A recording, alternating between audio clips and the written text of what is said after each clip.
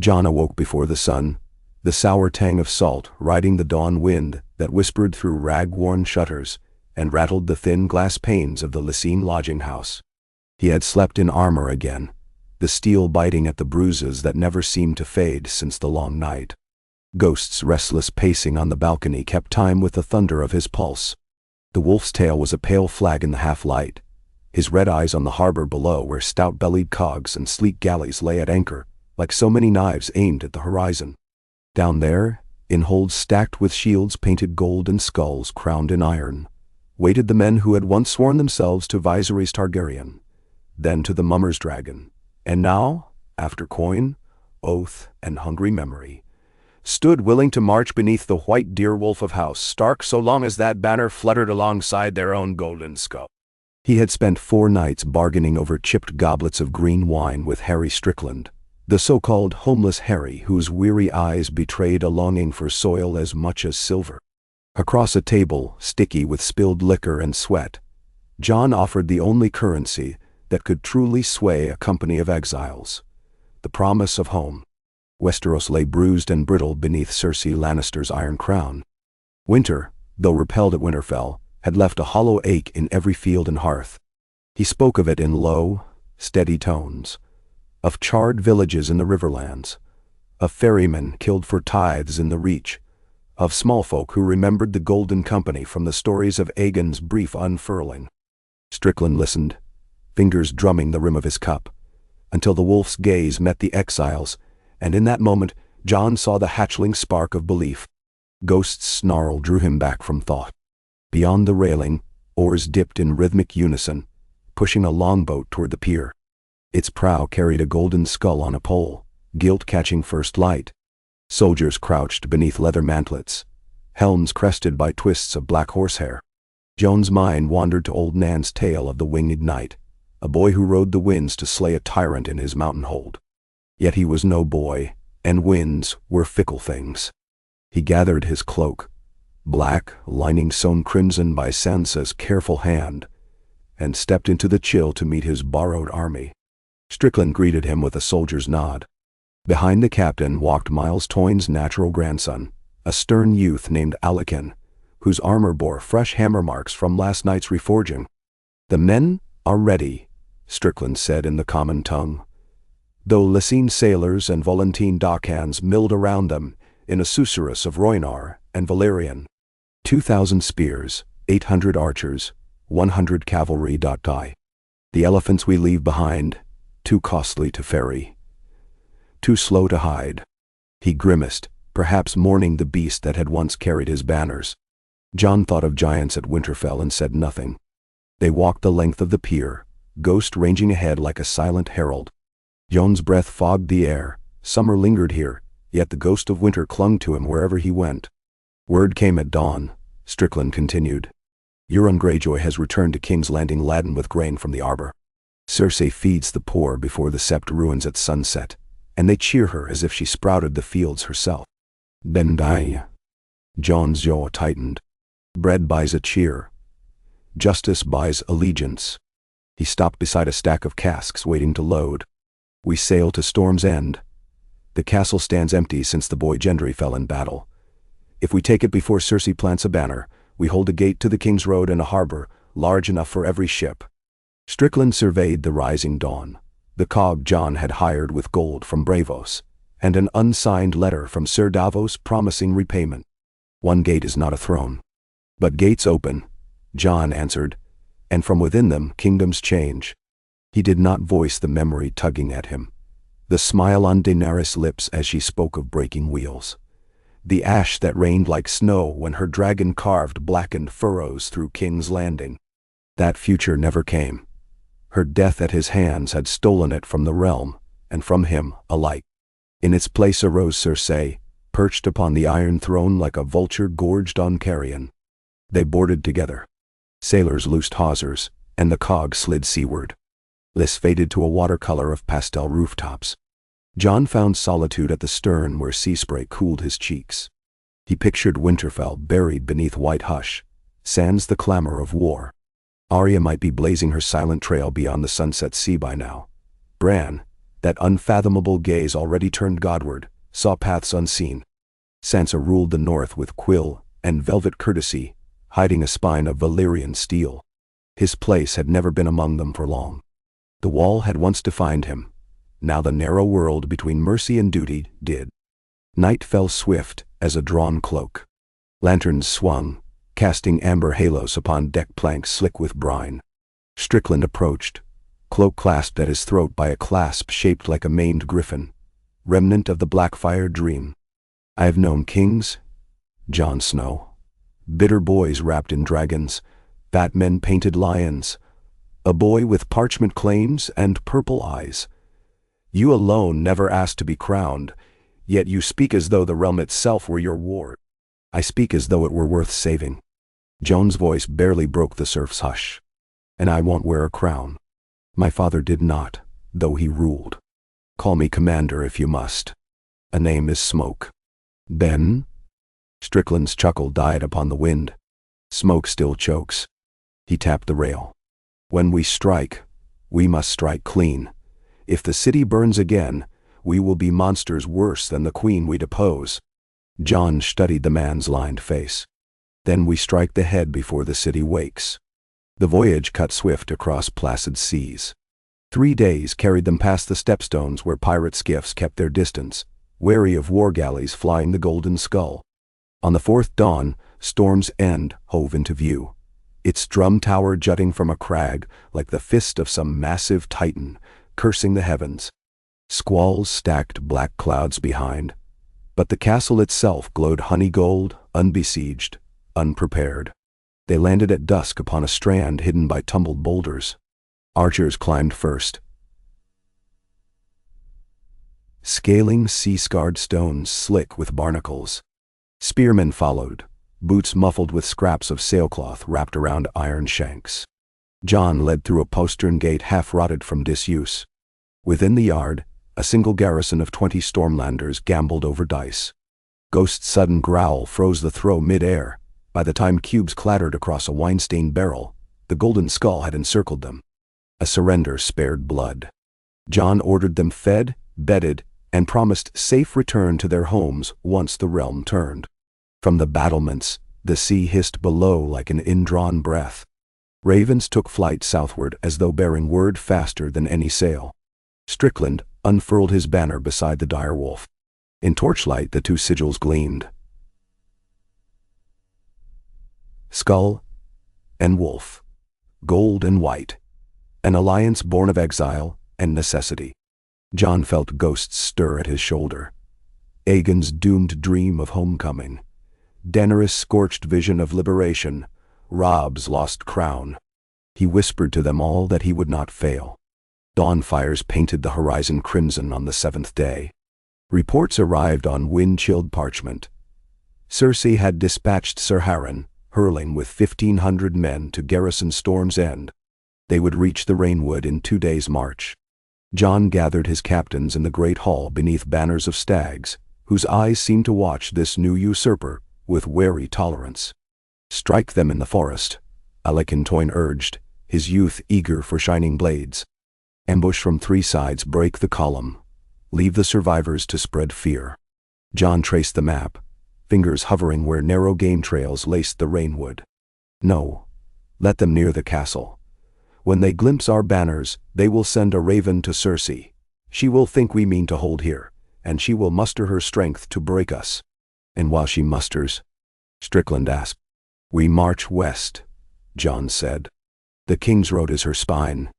Sever it at the Mander crossing. Cut her from the reach, and she withers. Then wow. Plan set. The Golden Company oathed anew that night around driftwood fires. Jon walked among them without sigil, save Ghost prowling at heel. He spoke each man's name he could remember, Braavosi freeriders and Myrish crossbowmen, boys from the Summer Isles who sought gold to buy ships of their own. He thanked them, not as a lord to vassal, but as a soldier to comrades. In their eyes he saw flickers of loyalty stronger than coin. They rode before sunrise, hooves muffled by rain-soaked earth. Mist clung to the valleys, thick as pipe smoke, and every crow's call seemed a warning. By noon, The vanguard sighted Heron Hurling's banners, the crowned lion of Lannister quartered with 3 black chevrons of House Hurling. Jon signaled halt. The enemy stretched in a long snake of steel between dripping oaks. He recalled the Whispering Wood where Robb Stark had won his first victory. The Gods' Wood at Winterfell, where he himself had once begged old gods for guidance. He prayed now to no gods, only to the memories of those who had trusted him to do what others could not. Drums thundered. Golden Company phalanxes emerged from the mist, shields overlapping. Archers loosed a first volley, whistling death that felled outriders before shock could find them. Heron Hurling drew his column into a half circle, but the ground was sodden, and horses balked at unseen bogs. Jon led his flank on foot, Longclaw gripped two-handed, Valyrian steel dark as a midnight lake. He cut through a hedge knight's mailed shoulder, feeling rather than hearing bone yield. Beside him, Alaken's spear found a gap in plate. Strickland's curved a Cersei sword, hamstrung a destrier, sending rider crushing beneath iron hooves. When the sun climbed past the treetops, the field was theirs. Jon found Hurling kneeling amid trampled ferns, helm lost. Blonde hair soaked crimson. The knight spat blood yet raised his chin. "What king claims my sword?" he rasped. Jon lifted him gently, binding his wound with a strip torn from his own cloak. "No king," he said. "Only the realm's servant." And because mercy can conquer quicker than fear, he offered terms: lay down arms, march home, speak truth of what they saw. An army not of dragons nor lions, but of men who had bled in the dark for life, and would bleed again for peace. Hurling's eyes flickered. He nodded once. Another seed planted. Ravens flew north, east, and west. By the time Jon's host reached the Mander crossing, river traffic had stilled. Merchants spoke of rumor and prophecy, and common folk lined roadsides to glimpse the direwolf banner they once hailed in songs of winter's end. Bread and salted fish came freely from cottages. Children pressed flowers into ghost-white fur until the wolf sneezed and sent petals swirling.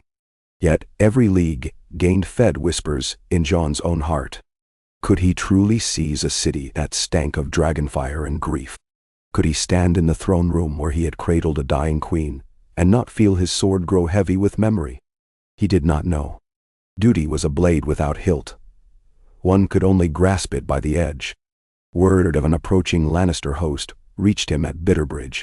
Sir Gerald Strick, called the Copper Lion, commanded 5,000 Westerlanders and sellsword bands bought with Reach gold. Jon chose high ground north of the bridge where the King's Road threaded between chalky bluffs. Rain fell in silver wires as 2 armies stared across muddy meadow. Night cloaked them in uneasy hush. Fires flickered like fallen stars. Jon walked the lines, pausing at each shield wall, each knot of archers stringing waxed bowstrings. He spoke little. His presence sufficed. When dawn burned away mist, Sir Gerald advanced, ranks precise as a goldsmith's filigree. Trumpets blared. Jon lifted Longclaw, its edge catching thin sunlight. Drums answered. The Golden Company shifted, center falling back, wings sweeping forward like great jaws. Cavalry surged along flanks, hooves pounding quagmire to foaming sludge. Arrows feathered the sky. Battle's heart was noise and wet, red ruin. Jon fought as though the cold had never left his bones.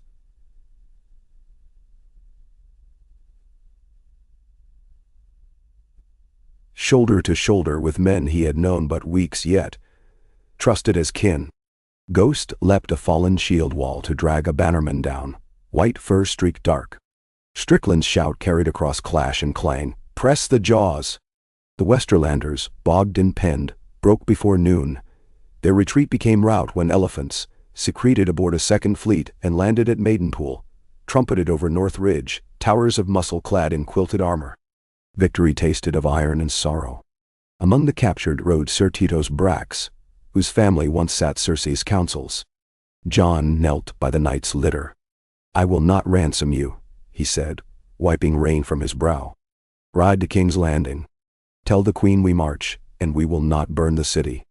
Tell her we seek only an end to tyranny." "See." Brax, bandaged and humbled, asked through cracked lips, "And if she refuses?" "Then I end the war the way all wars end, Jon answered. Steel in the dark, and a song no bard will sing. The host pressed on, swollen now by Stormlanders who remembered Stannis, by river lords weary of Lannister levies, by reachmen angry their grain-fed Cersei's pomp while their own children thinned. They camped before the Blackwater's mouth on the 19th day of the march.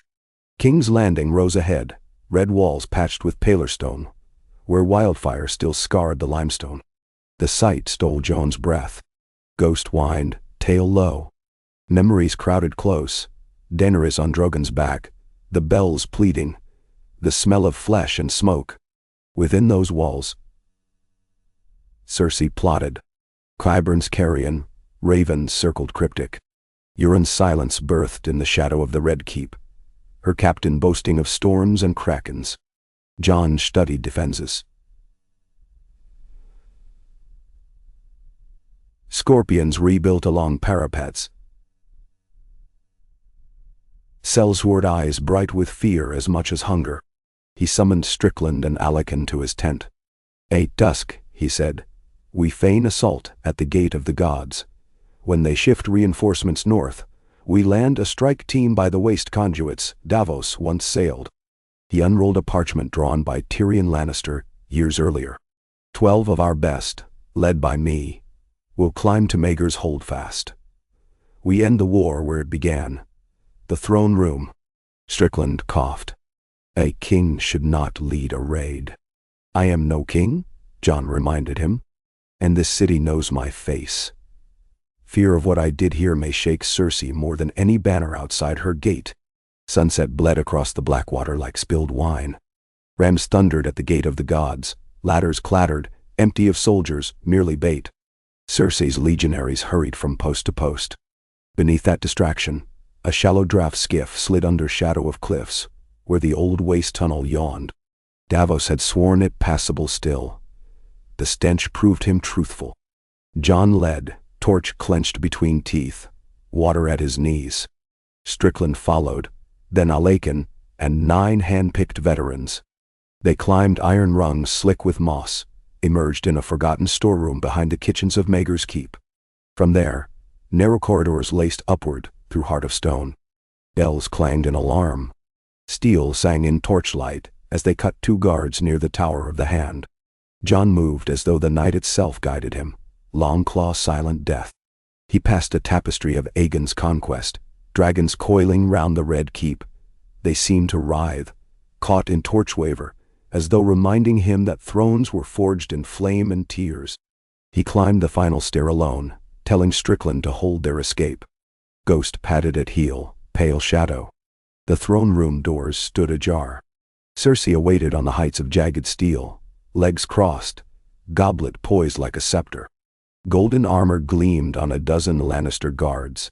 Beside the queen towered Sir Gregor Clegane, eyes dead behind helm. Euron lounged near a cracked pillar, grin shark-wide. The air reeked of wine and lilac perfume barely masking rot. Snow. Cersei purred, voice echoing off empty vaults. "Back for more ash?" Jon stepped forward until the mountain barred way. "Your reign ends tonight." She laughed, a brittle chime. "I hold the city, the fleet, the Red Keep. You hold ghosts and sellswords." "Men so. The city is outside these walls," Jon said. "Men who fought for you now fight for bread. Your own banners shrink each day. End this, stand trial, face the realm's judgment. Lives need not be spent." Euron spat. "He offers mercy, your grace. Shall I carve it into his chest?" Cersei's smile fractured. "I have borne too many losses to bend now." She raised her goblet in mock toast. "Show him, Sir Gregor, the price of mercy." The mountain advanced. Jon's heart drummed a warrior's cadence. He remembered Corin Halfhand, remembered Mance Rayder's song, remembered Daenerys' last breath. Each memory guided his blade. He ducked a hammer blow that cracked basalt tile, rolled beneath a backhand that would have caved a breastplate. Longclaw kissed greaves, sparks leaping. Ghost darted, fangs snapping at unarmored gaps. Clegane roared, boot catching the wolf's flank, but Ghost twisted mid-air, landed light. Jon feinted high, drove low. Varian edged through mail at inner thigh.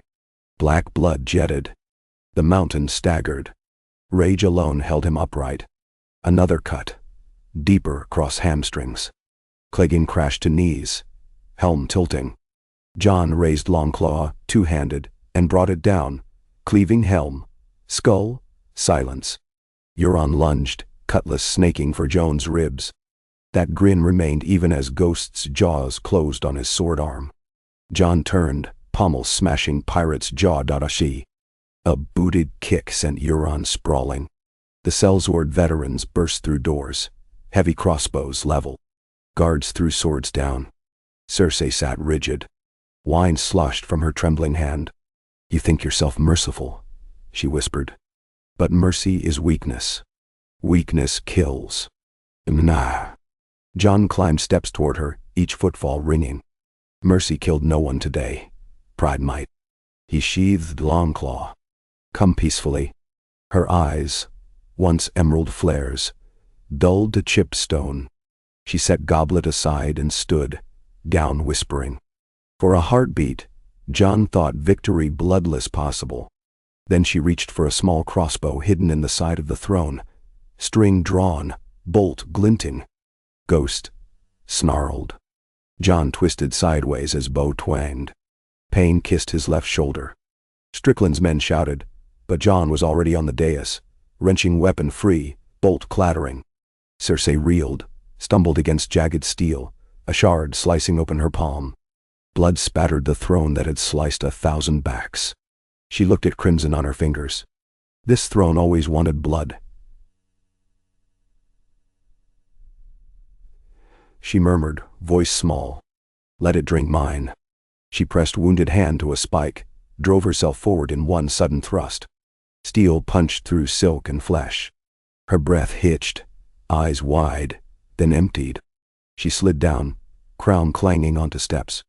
Silence, vast and fragile, settled.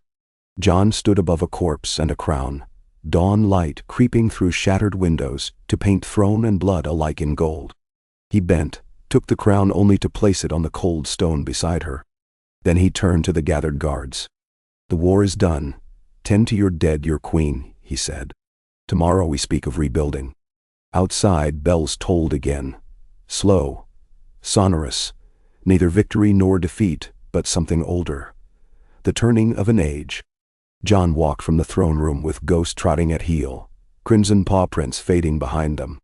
The Iron Throne remained, empty beneath beams of first light, its shards thirsty no longer, its shadow stretching across a hall where mercy, for one breath, had stood taller than any crown. The hush that followed Cersei's death lingered in the marbled corridors like incense from some grim rite. Jon walked those silent passages alone, save for Ghost, his hand pressed against the shallow bolt wound that striped his shoulder. Maegor's keep felt smaller, stripped of the malign grandeur that had clung to it when dragonfire scorched the city. Every echo of his boots carried memories: Tywin's triumphal march, Daenerys' ashen conquest, the whispers of the kings who had schemed beneath these vaulted arches. Yet it was different now. The Iron Throne sat empty, its hunger quiet, and with that emptiness came a hush akin to dawn in a wood just before the birds begin. By the time Jon reached the courtyard, pale morning mist curled between the pillars. Strickland awaited beside a weeping Septa's statue toppled in past violence, his weather-lined face unreadable. Soldiers hustled about, stacking arms, draping the golden skull banners over wagon beds, stowing torn lion pennants. Some Lannister men knelt by their wounded foes, sharing water skins in a fellowship born of exhaustion rather than allegiance. The city watched from open windows and cracked doorways. Small folk who half believed this quiet must be a prelude to worse fires. Jon lifted his voice only enough to travel. No pillage, no revenge.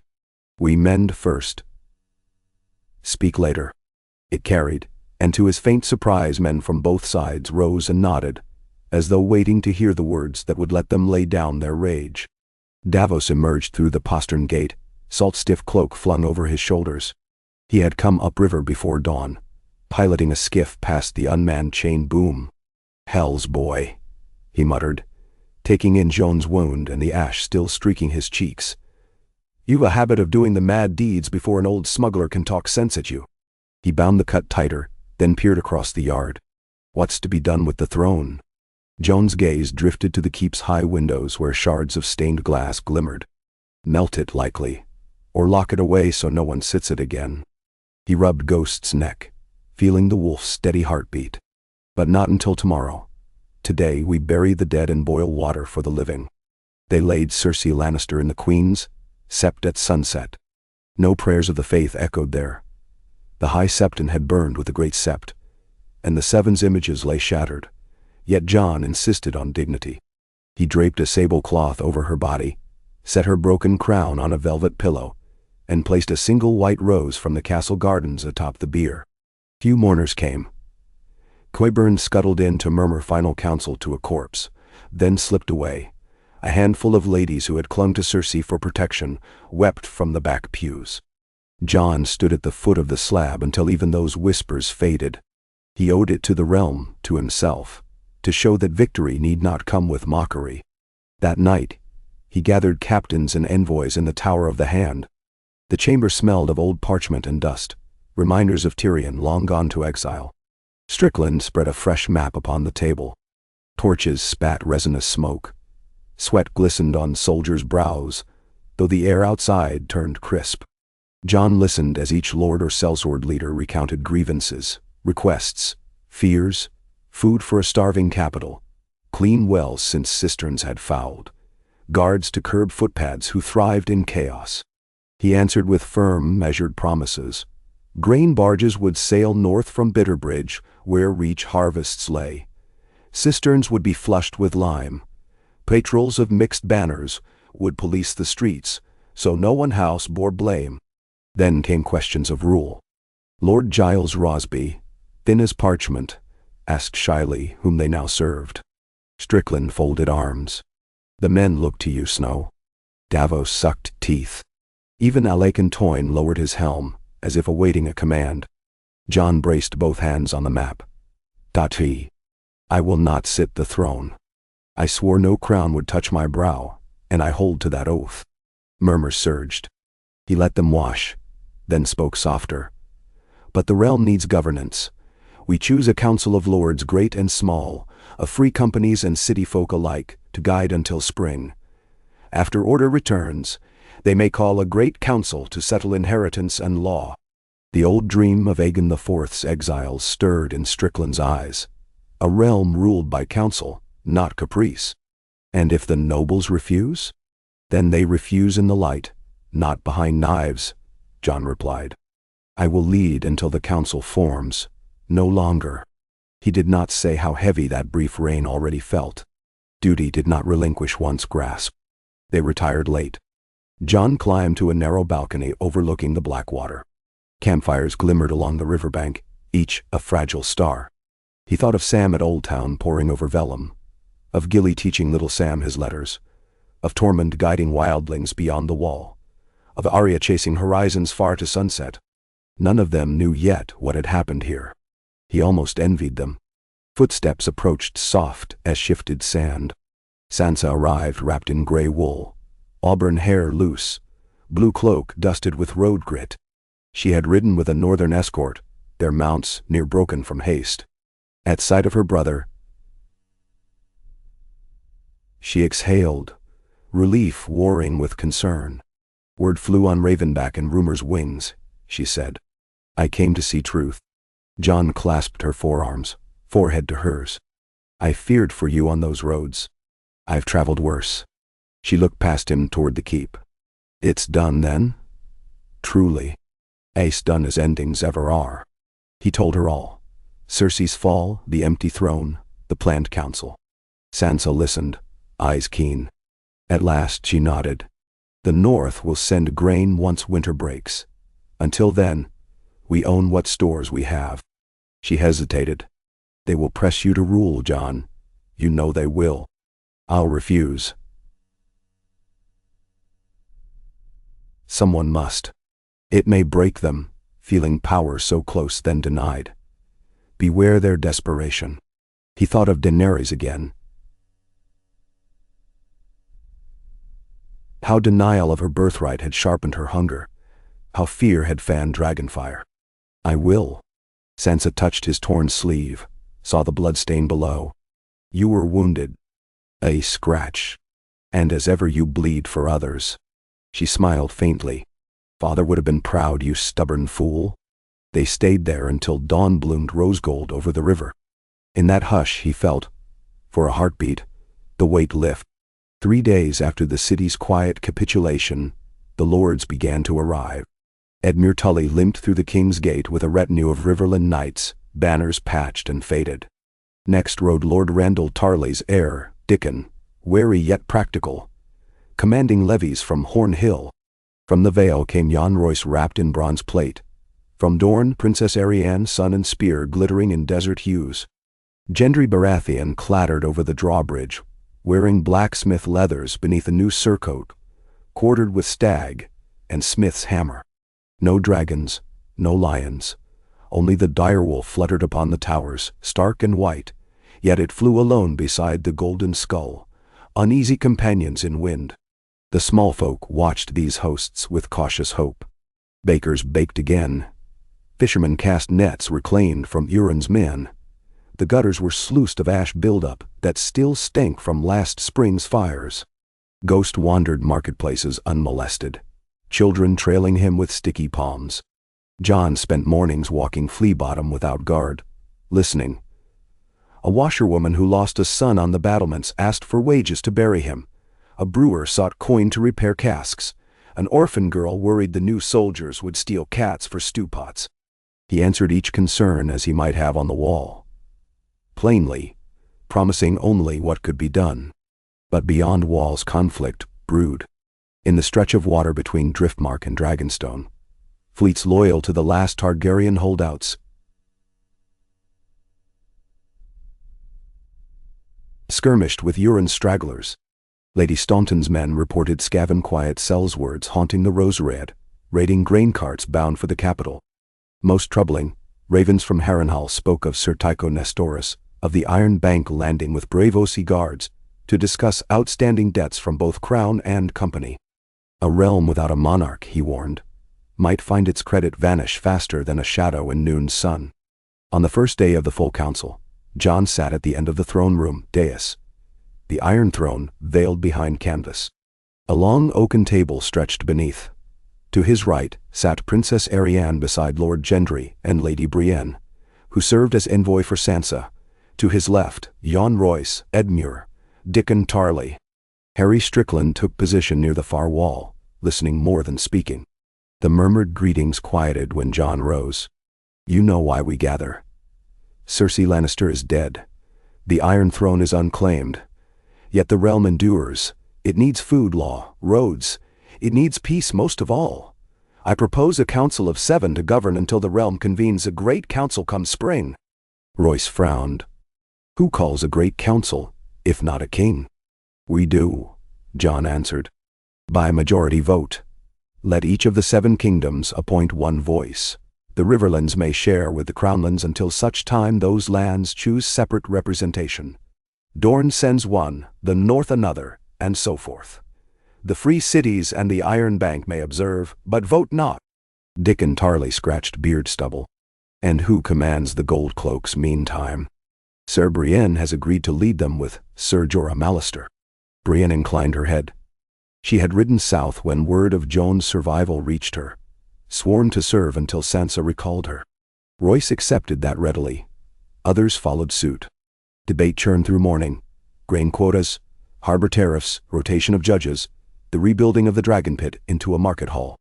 When tempers flared, Jon let them, intervening only to curb insult before swords left sheaths. By dusk, they crafted the skeleton of governance. The Seven's Council, meeting weekly beneath the starry sept's shattered dome, until a site could be chosen. Decisions recorded by royal scribes, the first scribes to bear no monarch's sigil. In the corridor after session, Arianne placed a hand on Jon's chest.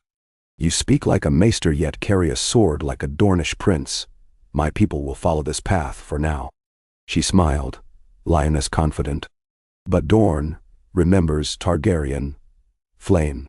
If dragons return with another claimant, your council will feel heat. Medicine Nestawal.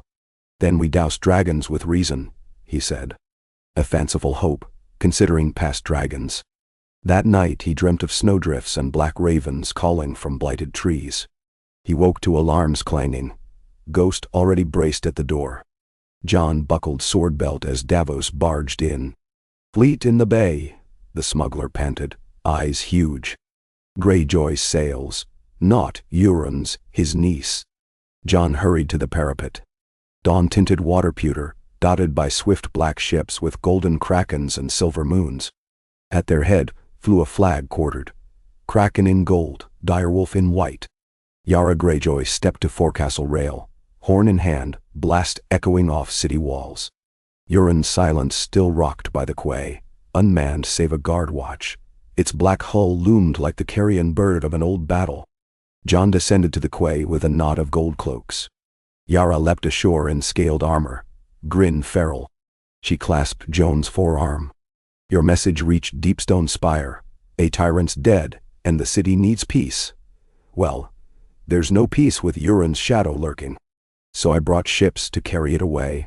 At her nod, longboats disgorged Ironborn who swarmed aboard the Silence, tossing lines, trimming sails, raising hooks. By midday they rowed her out beyond the Blackwater's mouth and put her to torch, drums beating as flames licked mast. The city cheered. One ghost burned, one more wound seared shut. Yara accepted a seat at council, representing the Iron Islands, though some snorted at the notion of Ironborn kingdom. She answered with a shrug. Salt water's kingdom enough. When Edmure protested raids up the Trident, she offered tariffs on river trade, in exchange for port rights at Seaguard. Practicalities trumped grudges. The days that followed blurred into ceaseless labor. Jon inspected trebuchets dismantled from the walls, had their beams fashioned into footbridges for shantytowns across the Blackwater rushes. He ordered the old wildfire vaults bricked over, the pyromancers pressed into building aqueducts, instead of blaze jars. He convinced the Iron Bank's Tycho Nestoris to extend modest credit by pledging the Golden Company's leftover wages against tariff revenues, an accord both risky and necessary. Yet not all welcome change. A nightblade from the remnants of the faith militant knifed 2 Golden Company pikemen before vanishing into the maze of tanneries. Street preachers decried northern heathens ruling a holy city. Spicers and Tyrell-loyal reachmen whispered that a bastard of Winterfell held their fates. Ravens brought darker tidings. A sellsword band styling itself the Queen's Fury marshaled near the Blackwater rush, claiming Aegon VI yet lived and would retake the capital. Jon dispatched scouts. Few returned. Somewhere beyond the Mander, an ember of war smoldered. On a damp autumn eve, Sansa found him at a smithy where he helped hammer rivets for a broken gate. You cannot fight every skirmish personally, she chided gently. Let others temper the iron. He wiped soot from his face. I temper myself when I temper iron. Sansa studied him. We came south to secure peace, Jon. Remember to grant yourself some. She left a sealed letter, a report from Maester Wolkan on Northgrain winter yields. When he cracked wax that night, he found a second parchment. Brands, seeming fresh, though the ink told only hold fast to broken things. They mend what whole things cannot. He could not say whether it comforted him or pierced deeper. Winter's first whisper swept over the city a month after Cersei's fall. A frost-brittle dawn that silvered rooftops.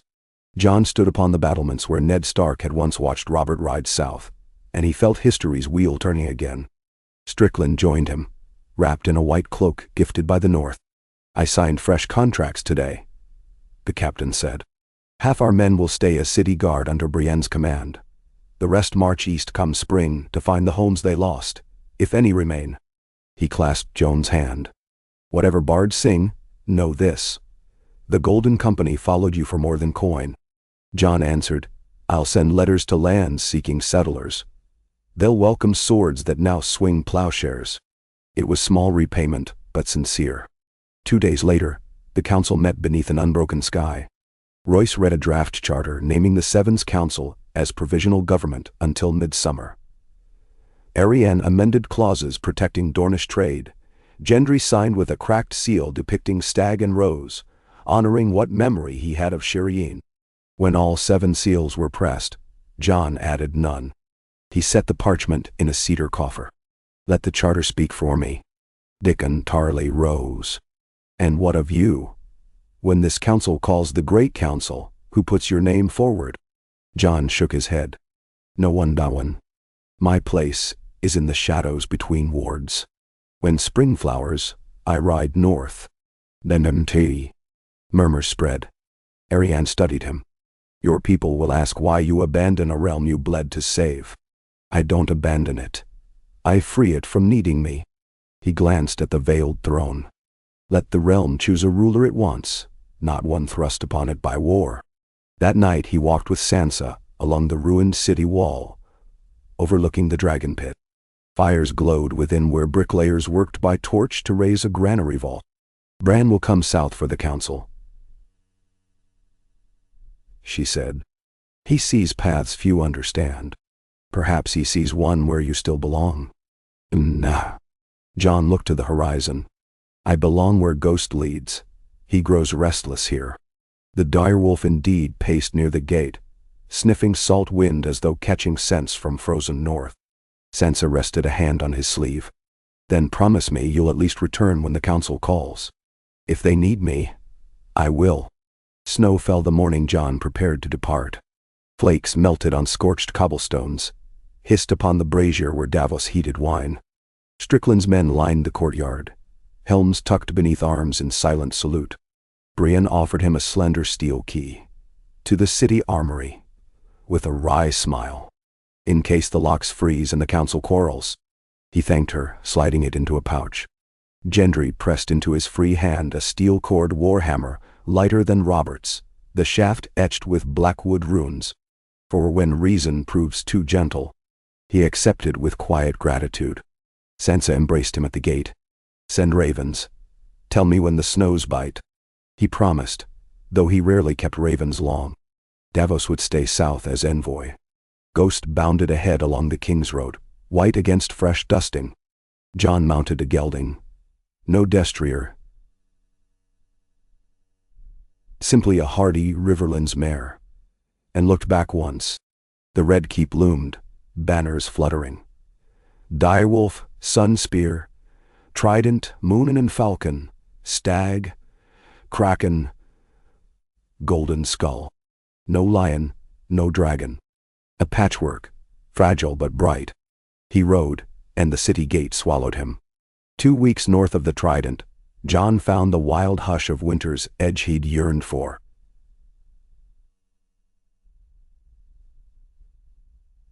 Stubble fields sheathed in frost, smoke curling thin from farmstead chimneys. The wound in his shoulder ached in icy dawn, but he cared little.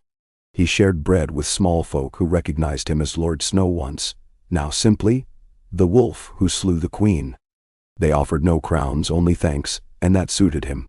Yet peace rode a lame mount in a land of wolves. Near the ruins of Fair Market, a company of armored riders confronted him beneath leafless oaks. They bore no sigils. Their leader wore plum-dyed wool beneath black plate. Thought you'd vanished north, kinslayer, he sneered, drawing blade. We fight for Aegon, rightful king. Jon dismounted slow, hand on hammer hilt. Ghost melted from undergrowth, growl vibra low. 5 heartbeats later, 3 men lay moaning. 2 fled, 1 knelt weaponless. Jon bound their wounds, confiscated false coin purses. Tell your king his rightful claim ends where the people's suffering begins, he said, sending them limping south. That night, he built fire beneath a tumble of stone once a sept. He thought of the great council coming, of forces still brewing, of the Iron Bank's ledgers. The realm might fracture anew. His absence could widen cracks. Yet he also saw bright faces in the yard of Winterfell, and Arya's ship cresting unknown waters, and Bran's eyes seeing truths beyond swords. Was the realm any one man's to bear? The flames offered no answers. A scream rent the dark. A raven, arrow shot, thumped beside the fire. Its leg bore a message tube stamped with the sigil of the Seven's Council. Jon gentled the dying bird, slid free the parchment. Words danced in firelight. Urgent. Fleet under golden dragon.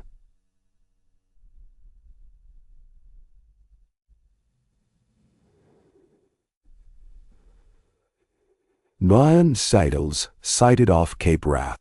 Reports claim young man with silver hair leads, naming himself Aegon Targaryen, sixth of his name. Lands tomorrow. Council divided. Your guidance needed. Jon let the parchment curl in heat. Ghost raised hackles at crackle of flame. Another war brewing, another claimant promising destiny. He closed eyes, felt the cold bite, heard wind across miles of snow. Then he stamped the fire dead, poured ashes over embers, and set saddle to horse. Dawn was hours off, but he would outride night itself if need be. He turned south once more. Storm clouds crowned Blackwater Bay as Jon reached the capital on the fifth day. The masts of a dozen new galleys stabbed the sky, dragons gilt upon their figureheads. Along the city's eastern walls, banners of red and black fluttered beside those of the council. Uneasy tolerance. Strickland greeted him in the mud of Mudgate Square. He calls himself Aegon, the captain said, voice thick with old dreams. Son of Rhaegar and Elia, saved from the sack, raised in secret. Half the company wants to hail him. Jon dismounted, gaze on the galley's sleek lines. Do you want to hail him? Strickland exhaled. I want home. If he brings peace with fewer graves, perhaps. He met Joan's eyes. But I remember golden fields beyond the Blackwater smoking under dragon flame. I also remember how you spared Stormlanders on your blade. Jon clasped his shoulder. Help me spare more. They walked toward the Red Keep where the council convened. Nobles crowded hallways. Whispers spilled like mice ahead of cats. In the Tower of the Hand, they found Sansa, Arianne, Royce, Gendry, Yara, Edmure, all mid-argument. At table's head sat a youth of perhaps 19, silver hair cropped short, violet eyes too old for his face. He wore black armor chased with red enamel dragons. Beside him stood Tyrion Lannister, scarred and sharp-eyed, clutching a goblet. The youth rose. Lord Snow. His voice carried soft sorrow. I know you. You fought beside my aunt at Winterfell. He spread hands. I seek no further bloodshed. I claim my birthright, so the realm may heal under its true king. Jon studied him. There was Rhaegar's brow, perhaps, Elias' warmth in the smile. But truth or mummer's tale mattered less than what men believed. Tyrion's presence lent weight. The dwarf offered a curt nod. He means what he says, Jon. Sansa's eyes flickered to Jon's, asking silent question. Can we trust them? He answered by stepping forward into the circle of torchlight. I slew the last dragon queen because her mercy died in fire. Tell me, Aegon Targaryen, what price will you pay to hold this throne? The youth hesitated only a breath. The price my mother paid. Dignity, sacrifice, faith in my people. I will kneel to the council's charter. Let them judge my deeds for a year. If by next spring I fail their tests, I abdicate and exile myself. Murmurs rippled. Yara arched brow. High talk from one yet to stumble. Arianne tapped nails on table. Dorne remembers Elia. If you truly are her son, we consider. Royce grunted. And if you're not, we've another Blackfire rebellion. Jon held the youth's gaze. In those violet eyes he saw not dragonfire but earnest terror of failing. He thought of murdered babes in the Red Keep, of the wheel Daenerys sought to break. Perhaps this was the way, not to break the wheel but temper it. Forge anew spoke. Very well, Jon said at last. You face the council's trial. Rule in peace, collect no war levy, dispense justice with transparency. At solstice, we vote. He turned to lords and ladies. Until then I remain commander of the city watch to ensure fairness. They agreed after hours of wrangling. The charter's ink, barely dried now, bore another amendment, allowing a probationary monarch. Tyrion sipped wine, relief ghosting his scarred face. Sansa squeezed Jon's arm in private thanks. That night Jon looked upon the Iron Throne once more. The canvas had been lifted. It cast razor shadows across stone. He thought of Cersei's blood staining the steel, of Daenerys' ashes on the wind, of his own hands scarred by choices. He spoke softly. "Let this be the last time a sword decides." Then he turned from the throne and walked into the lantern-lit courtyard, where a silver-haired youth addressed a crowd, promising harvest fairs and just laws. Ghost waited by the gate. Snowflakes drifted, catching in the wolf's fur like stars. Jon knelt, scratched behind an ear. "Not yet," he murmured. "But soon, we go home." Ghost's tongue lolled in silent assent. Above them, the bells of the great Sept ruins tolled midnight, not for war nor for mourning, but for the turning of a page none could yet read, in a book that owed its next lines to a bastard who would not be king, and to a realm learning at last to crown mercy over might. Autumn's westerly gales drove salt spray across the city walls and rattled the shutters of the Tower of the Hand. But inside the council chamber, only the stabbing hiss of quills and the occasional growl of an empty stomach disturbed the scratch-scrape rhythm of governance. The Seven's Council had been in session from dawn, parsing dock tariffs line by excruciating line as the probationary king. Aegon, sixth of his name by his own reckoning, sat at the table's midpoint, cheeks pale beneath the silver of his hair. He traced every column of figures with the same somber attention Jon had seen in the boy's eyes when they first met. It was the attention of one who feared the smallest error might shatter the fragile consensus holding the realm together. At the head of the board, Jon rested his forearms on wood rubbed glossy by Tyrion's restless knuckles, a generation before. As commander of the watch, he spoke seldom, yet each time he rose to clarify a patrol roster or redirect funds from tourney grounds to orphan relief, the room's feverish energy stilled. Sansa called it the hush of stark reason.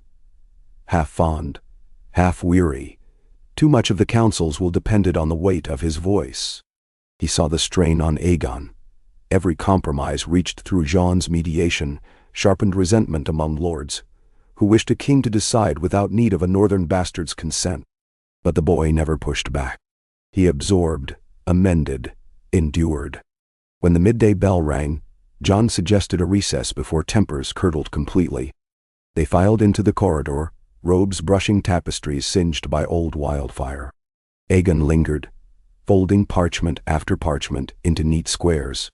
Jon watched him for a moment, then crossed the chamber to help gather the spill of wax-sealed scrolls. "You have ink on your chin," he murmured, offering a linen scrap. Aegon dabbed the stain. "Lord Tyrion says ink beats blood on a king's conscience." He managed a thin smile. "Though the blood still comes, one way or another." "Ink first," Jon said. "So the blood needn't follow." He handed over the last bundle. "Walk the riverbank this afternoon. Hear the fishmongers complain of cormorants. You'll learn more of ruling from them than from ledgers in lantern light." The boy hesitated. "If I leave the council, they'll bicker until supper." "They'll bicker anyway.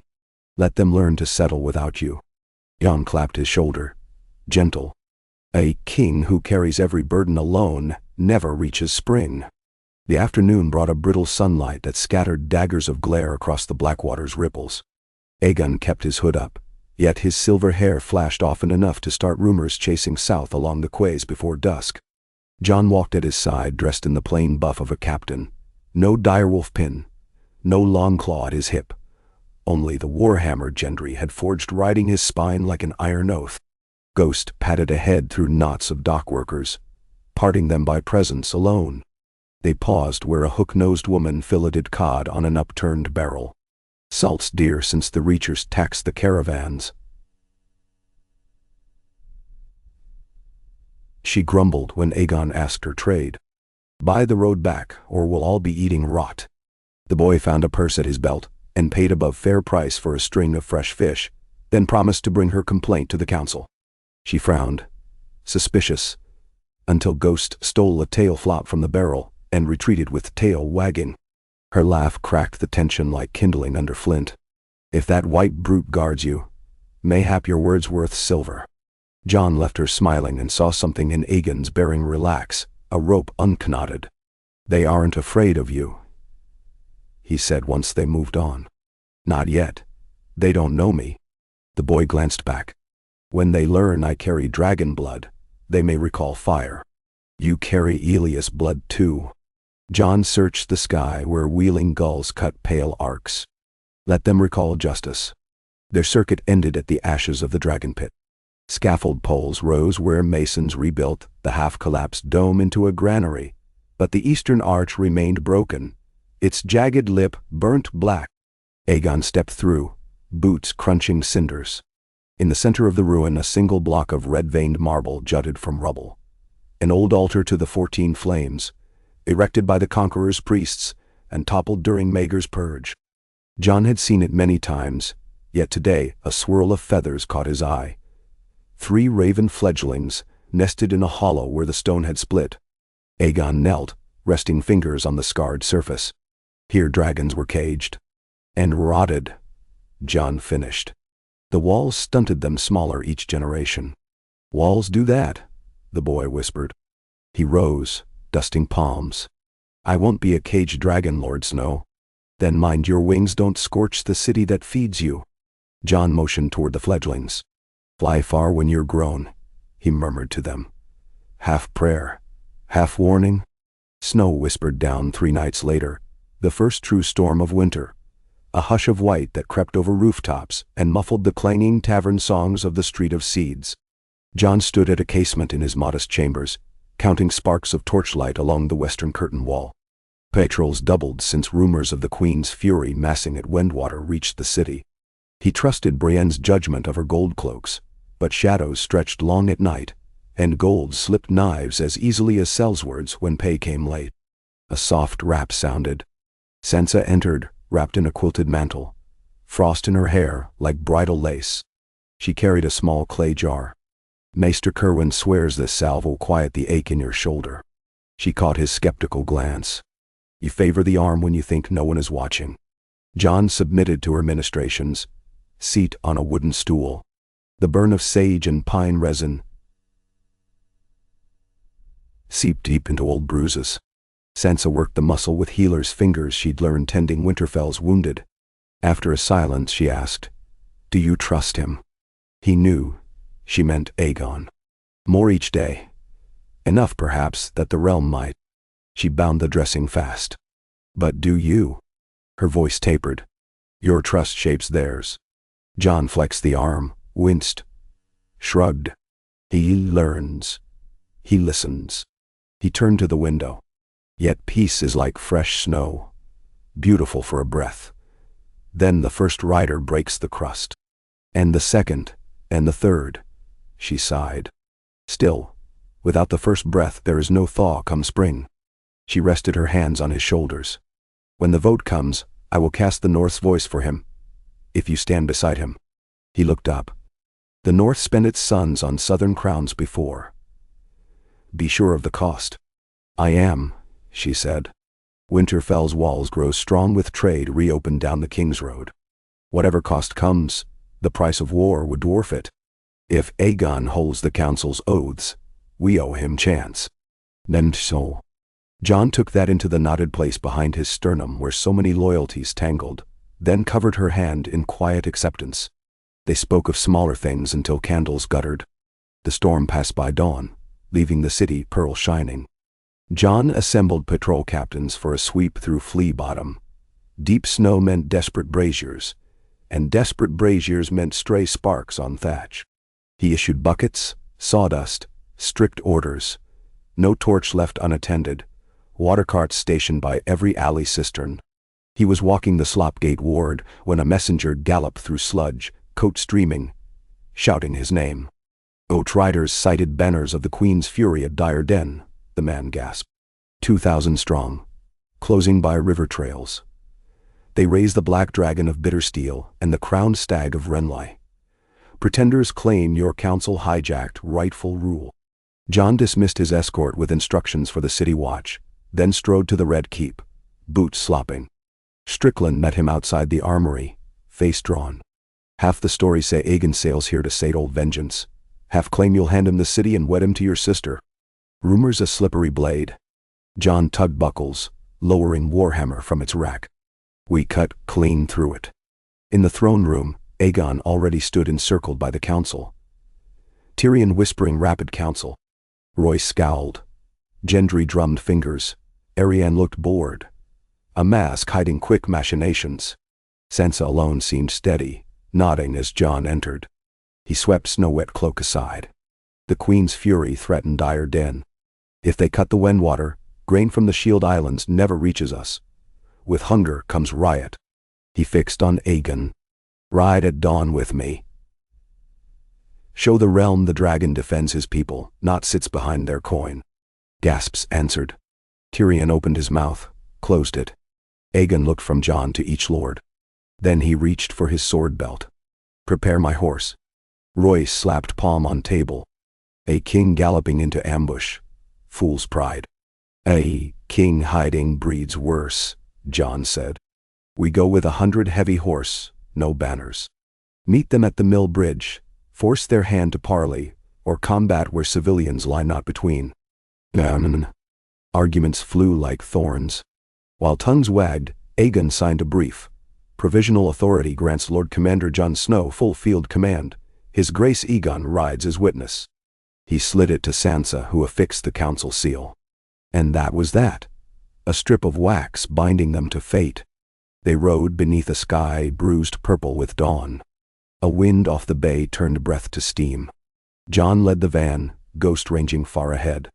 Sandstone ridges funneled them along the river road until the mill wheel came into view, ice-crusted on paddles. Across the bridge the enemy arrayed, yellow-black stags, 9-starred black fire banners, and a motley scatter of hedgelord sigils stitched in haste. At their fore sat a tall knight in midnight plate. Helm crest, a silver crown framed by antlers. Beside him reclined a woman garbed in dyed blackscale, her shoulders draped with an azure mantle spangled by 9 small silver discs. Jon raised an open palm. The knight spurred forward. Icicles cracked beneath hoof. He halted halfway across the bridge. I am Sir Geron Penrose, he bellowed, voice echoing between banks. Protector of King Renly's true will. He flourished a parchment, its wax, faded green, signature bold, our Baratheon Dotto. By this, Gendry Waters is named heir. Your council's pretender usurps him. Jon nudged his mount 3 steps.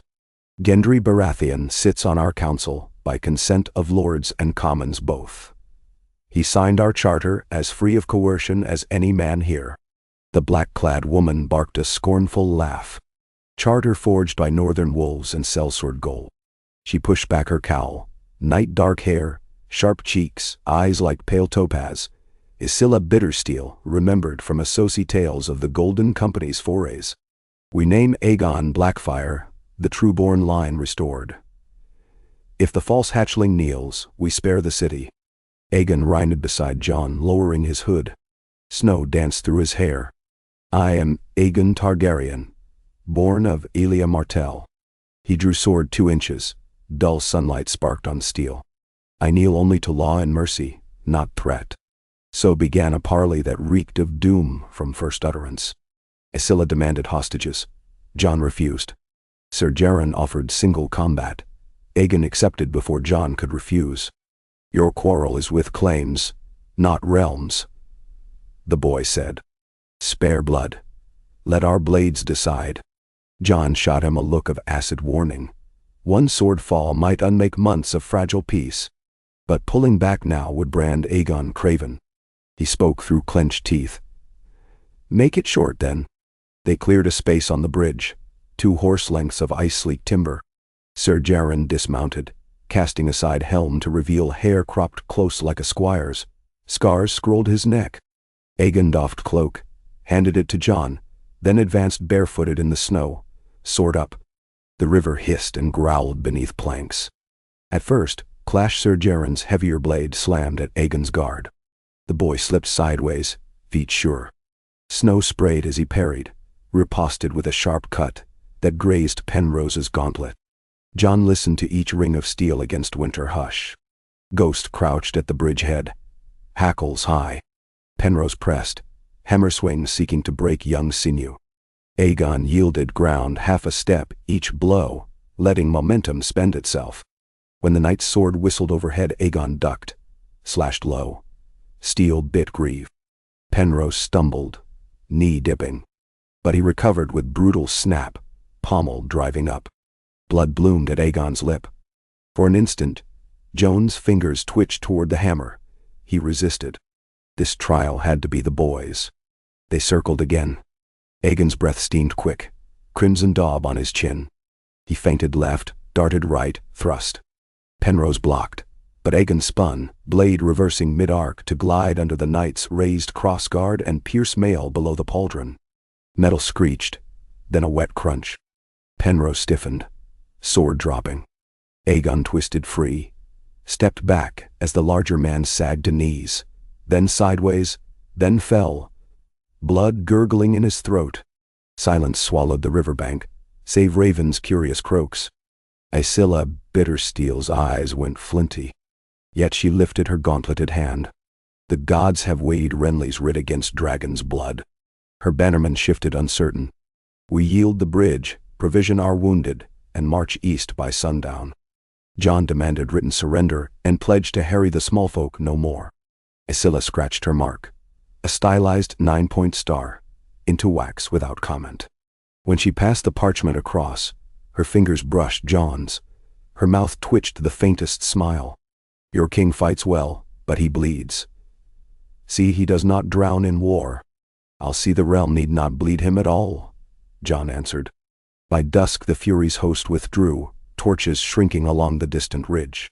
The council's riders tended battlefield wounds on both sides, carted bodies for burial. Jon found Aegon seated on a stump near the river's frozen edge, cloak clasped tight, eyes blank. Blood still darkened his collar, though the maester had salved the cut. Jon squatted before him.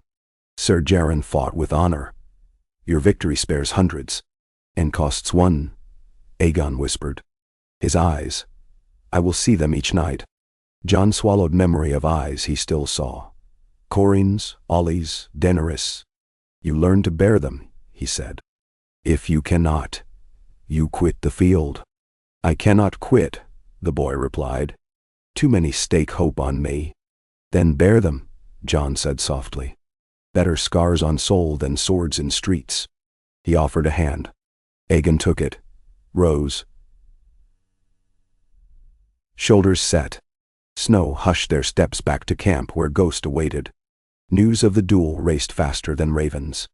When they returned to King's Landing, the gates erupted with cheers. Even the tight-lipped Tycho Nestoris doffed fur-hatted in respect. Stability pleased creditors. Yet inside the Red Keep, Jon smelled a new tension. Aegon's blooding had made him king in hearts that cared only for martial valor. Lannister diehards bowed suddenly.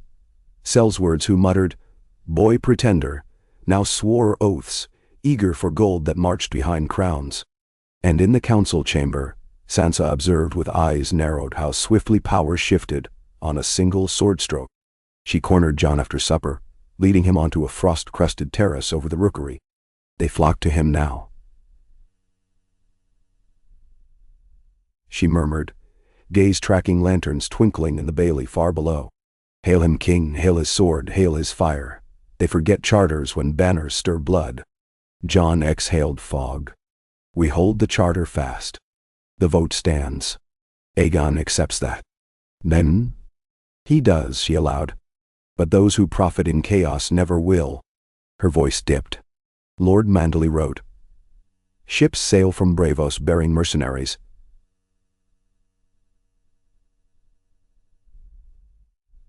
Said to answer the Queen's Fury's call, but who knows whose purse lines their holds?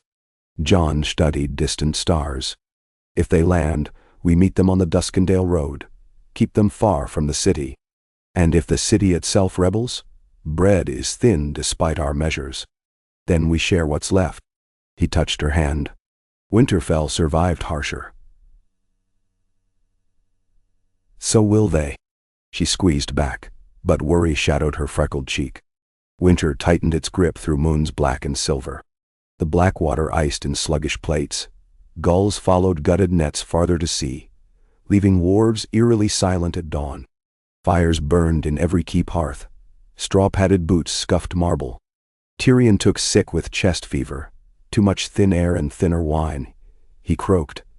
So Davos assumed treasury duties, cajoling grain convoys through snow-choked passes. Dickon Tarley patrolled the Roserad with reach levies, clearing bandits, escorting miller carts. Gendry's forges hammered rings into barrel hoops, until night bled pale blue. The city lived if just. On moonless eve, bells clanged thrice from the east wall. Sails sighted. Jon woke to horns and the shuffle of plate. From the Mermaid's Tail Tower he counted lanterns bobbing offshore. More than a score, hulls low, oars shipped. Yet as dawn seeped gray-red, pennons unfurled. A golden rose upon green, joined with a crowned stag, the fleet of Highgarden. Lady Alessa Tyrell disembarked by mid-morn, cloak, swan feather white, dado white. With her came barges of barley and kettles of lard, tribute in goodwill toward the council that protects the realm. Words, honey soft, motives, thorn sharp. Jon welcomed the grain. Sansa fielded the thorns with courtly ease. That shipment eased riots for a fortnight. Snow melted enough that markets bustled again. And so winter ground onward, inch by inch. Aegon attended every hearing.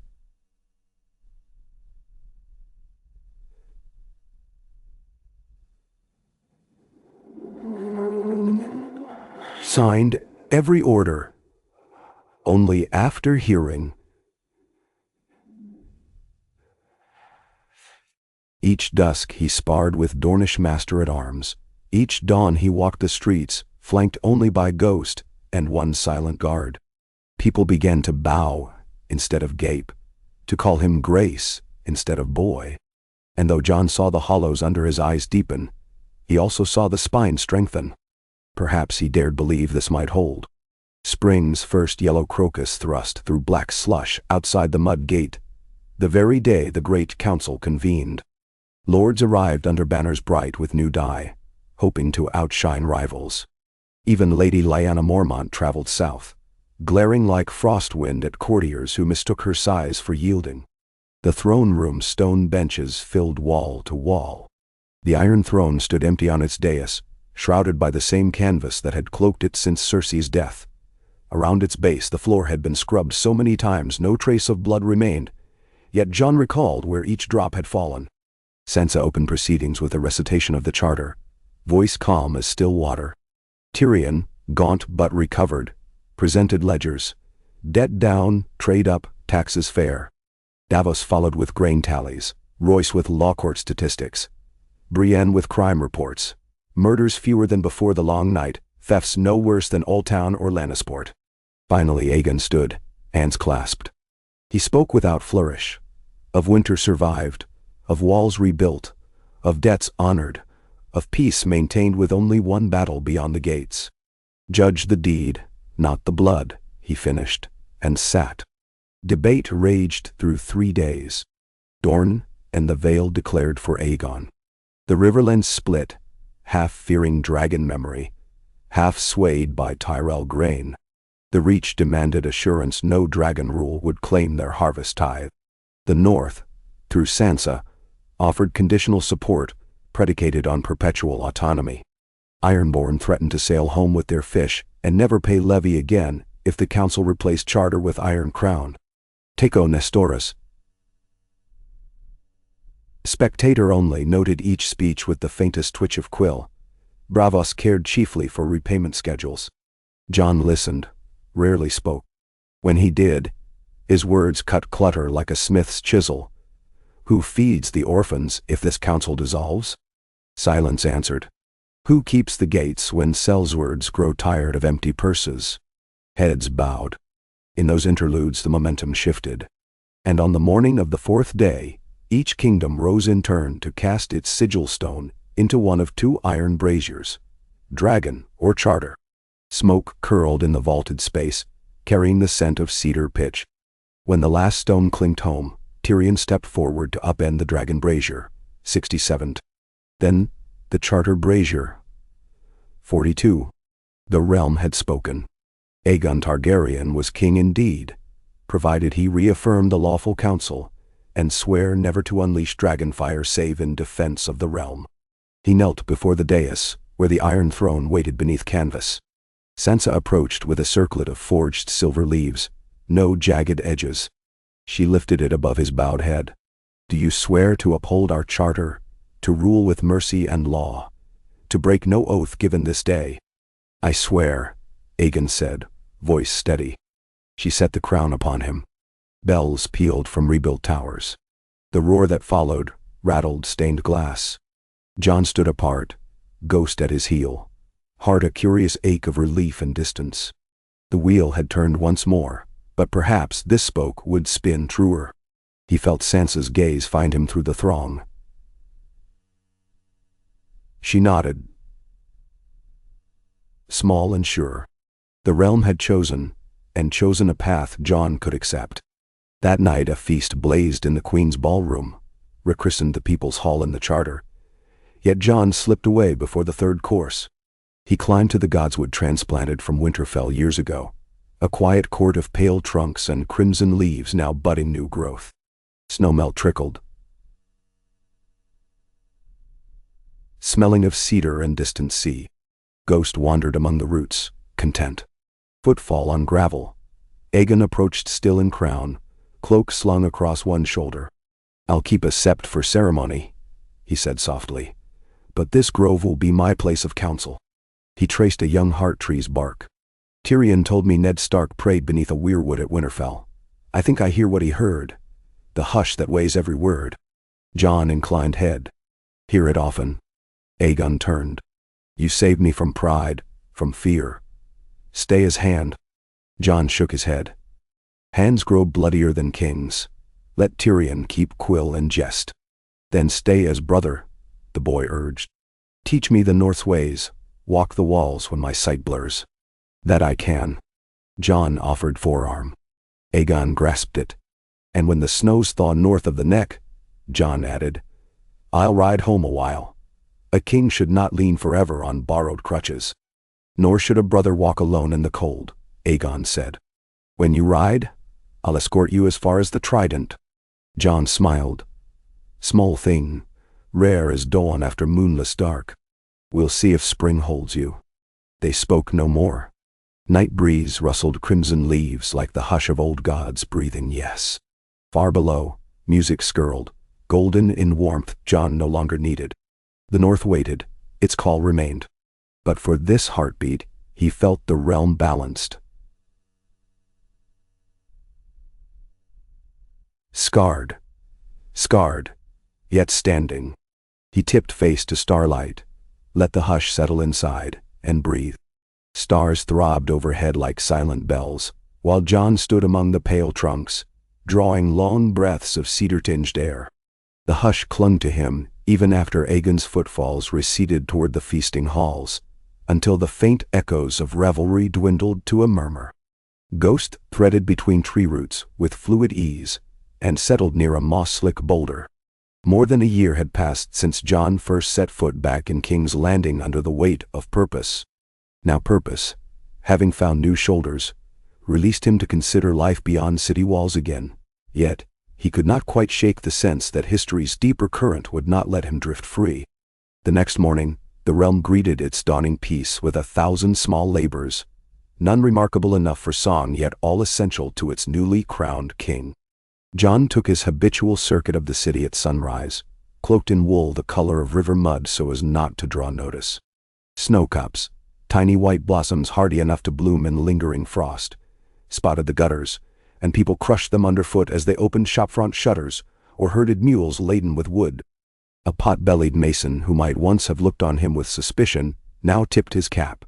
A pair of washerwomen fetched water without flinching at the direwolf trotting behind. Evidence of a settled rhythm, fragile still but present. Back at the keep, Tyrion waited in the solar riding a fresh quirk of treasurer's dread. Tycho Nestoris had quietly increased interest on crown debt, by a sliver, conditional upon proof that feast expenditures for the coronation would not exceed earlier estimates. The dwarf lord's eyes burned with feverish annoyance. It appears bravos cannot abide the notion of merriment at rates beyond their scribes' prediction, he muttered. Tell me, Snow, do you suppose they keep ravens caged inside ledgers, or ledgers caged inside ravens? Jon signed the amended schedule without further complaint, though inwardly he wondered how long even Aegon's cautious thrift might appease distant coinmasters. Ghost sniffed at the parchment, sneezed, and retreated to the hearth.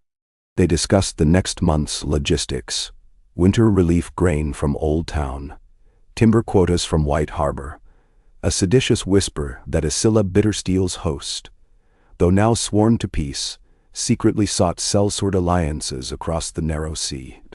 All tangible duties, all vital. Yet as Tyrion left to deliver the papers, Jon remained, staring out a frost-painted lattice toward the city, sprawled below. In the courtyard, Brienne drilled recruits with dulled blades. The clack of wood on wood rose in brisk cadence. When one lanky lad tripped on half-frozen straw, Brienne stopped him with a hand on his elbow rather than a bark, adjusting his stance patiently. The boy flushed, nodded, tried again, and found rhythm. Jon felt an echo of the wall's practice yard inside his chest. All things returned, he thought, in different forms. Preparations for Jon's northern journey began 2 days later. The city watched new captains, chosen from a mixture of gold cloaks and former Golden Company veterans, could now hold nightly patrols without Jon's personal oversight. Brienne was to remain not only Lord Commander, but also the seat's liaison to the king, freeing Jon to relinquish formal command after one last inspection. He found her in the armory sharpening a longsword freshly forged for a young knight of the Reach. The room smelled of hot iron and lye. She glanced up with a small smile. Your sister leaves tomorrow at first light. An escort of 20 sworn shields rides with her. 20 may not be enough, Jon said, thinking of bandits fattening on spring thaw. Brienne slid the sword into its oiled sheath. 20 chosen for discipline is worth 50 eager sellswords. Besides, Sansa insisted. A Queen of the North cannot appear nervous, she told me. Her lips twitched with wry respect. In truth, I doubt she needs escorts at all.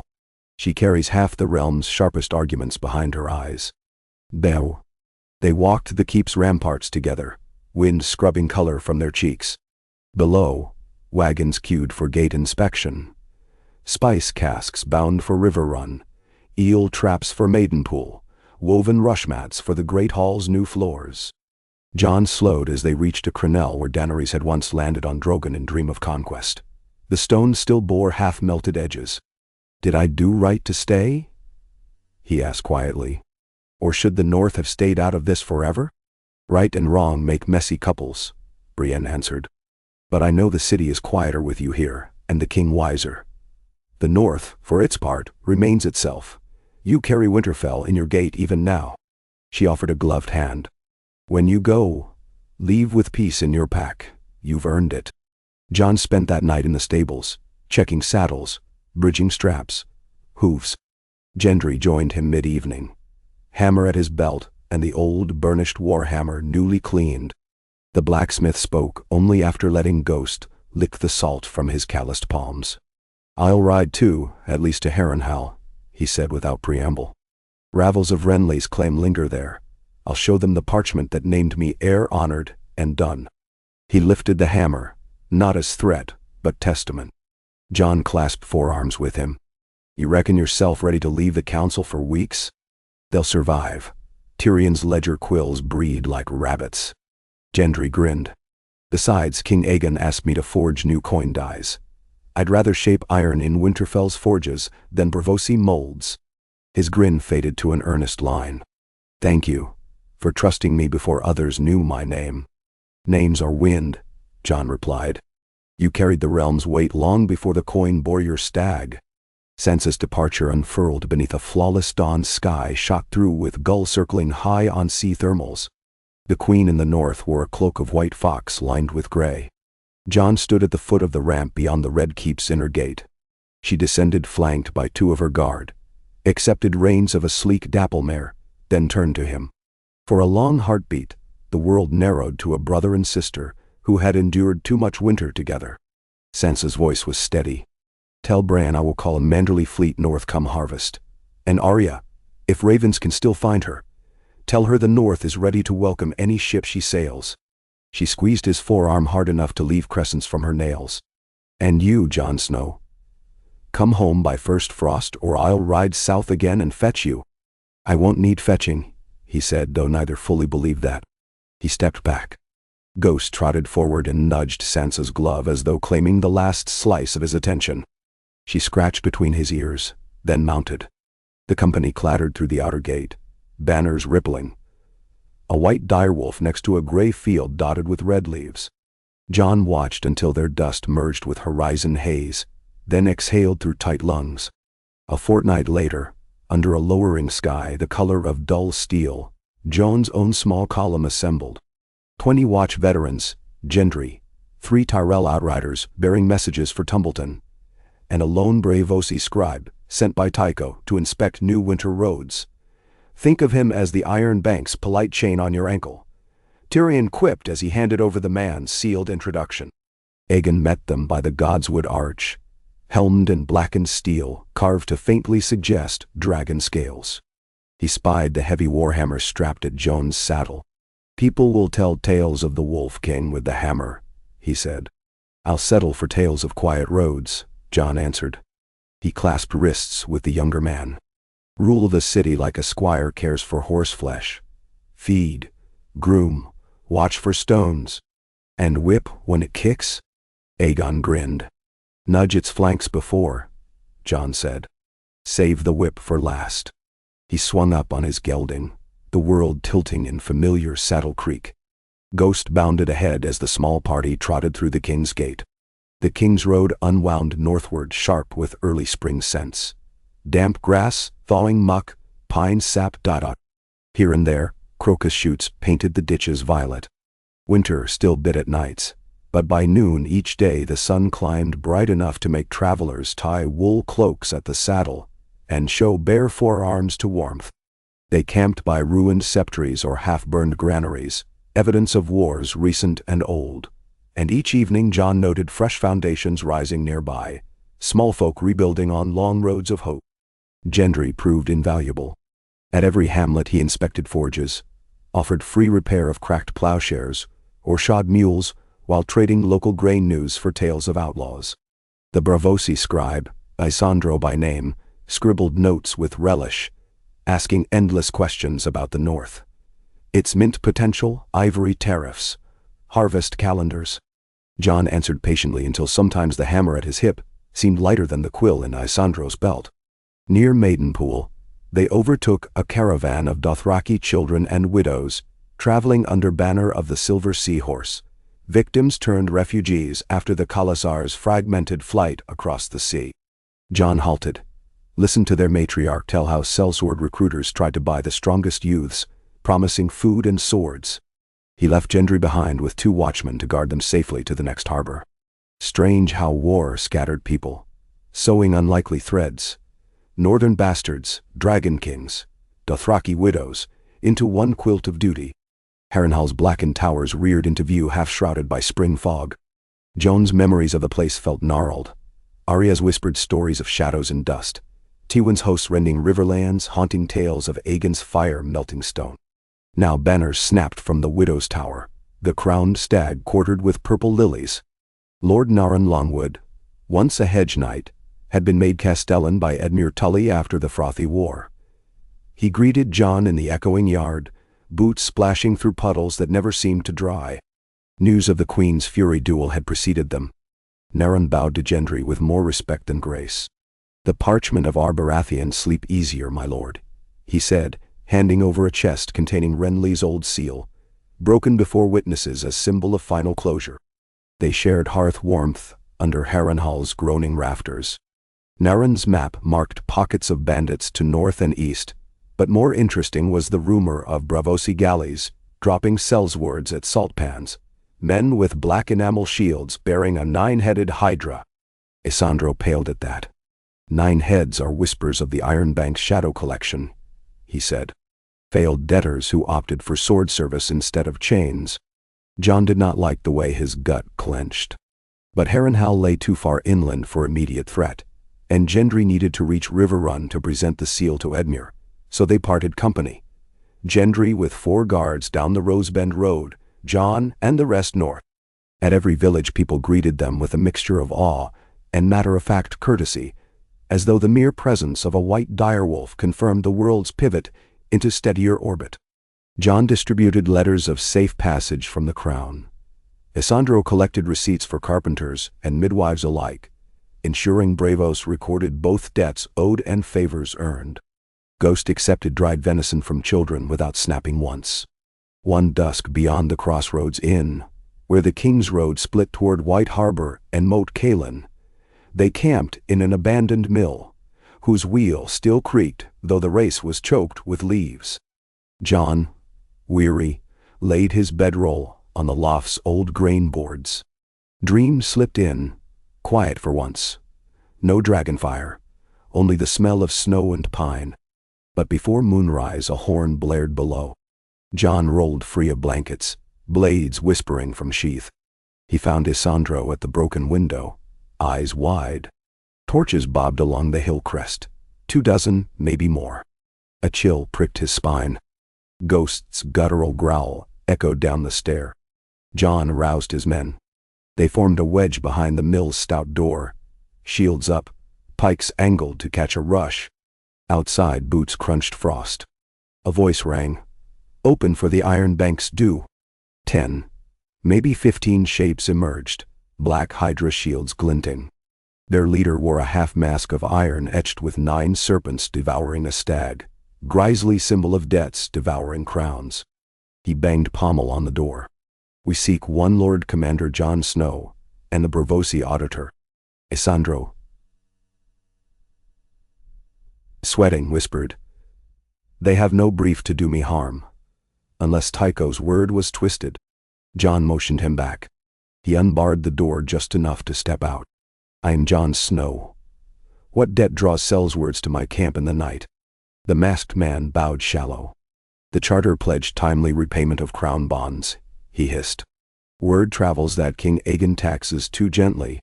Investors grow nervous. We take collateral in flesh. Reminders. Then dial. Jon's pulse hammered slow but heavy. The king honors every installment. If Braavos doubts, send Raven's daylight hours. I'll sign proof. He rested left hand on hammer haft. You'll not touch the auditor nor any under my protection. The Hydra's head cocked. We claim only one reminder. A single direwolf's pelt buys another season of leniency. Behind him a crossbowman lifted weapon toward Ghost looming white at door gap Georin. Jon felt something inside snap like thin ice under weight. He swung the hammer in one blur. The crossbowman's shot loosed wide, quarrel ricocheting off the door jamb.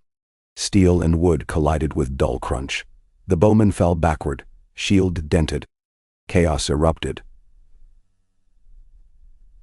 Hydra Sells-wards surged. Jon shouted, "Tower shield wall," and 3 watch veterans locked shields across doorway. Pikes bristled. 2 Hydra spears clanged off iron. In the milling dark, Jon stepped around the corner of the door, then drove the hammer down on the knee of the masked captain. Bone popped. The man screamed, dropping sword. Snow flashed blood black. Bolts thunked into mill planks. A second sellsword vaulted the shield wall, but Ghost intercepted, jaws clamping gauntlet, dragging the man sideways. Jon sighted his collar, slammed him headfirst against the doorpost. He crumpled. The remaining Hydras backed off. Shields lifted. Their captain, bleeding from shattered knee, gasped, "The bank remembers." Jon knelt, hauled him by breastplate, so eyes met. So does the North. He ripped the 9-serpent mask free and cast it into mud. Tell Braavos their reminder has 2 faces, one of mercy, one of vengeance. They can choose which visits next. No. He ordered the man's fellows to carry him away. They retreated, dragging bodies, torches dwindling. Jon closed the door, heart thudding hard but slow. Inside, Isandro slumped against the grain bin. "I swear this was no sanctioned expedition," he said. "Then write that," Jon answered. "Write it, until your ink freezes. Dawn found them weary but unharmed. Snow had fallen lightly, burying blood under white hush. They resumed the northern course with heightened caution, watchers riding flanks, but no further hydras appeared. At Moat Cailin, the familiar reek of bog and brine greeted Jon like the smoke of an ancestral hearth. The garrison, stout spearmen in bronze scale, 2 small catapults perched on broken towers, cheered as Ghost bounded across the causeway, tail flagging at gray sky. They offered hot eel soup thick with leeks. Jon tasted home in every spoon. Winterfell's ramparts rose 2 days later, pale stone streaked by meltwater rivulets. Crows wheeled above, cawing. Within, fires glowed down each chimney. When Jon rode through the gatehouse, stable hands dashed forward to take reins, while a steward hurried to fetch Sansa's letter stash. Bran met him in the Godswood, seated beneath the red-leaf canopy as though he had never moved since childhood. Snow dusted Bran's hair, though none lay on ground, tiny flakes falling only around the weirwood as if drawn to its sap. Jon knelt, and Bran smiled not with lips, but with eyes. "Peace weighs differently here," Bran said. Jon sank onto a root. "Heavier, somehow. Heavier is not always worse."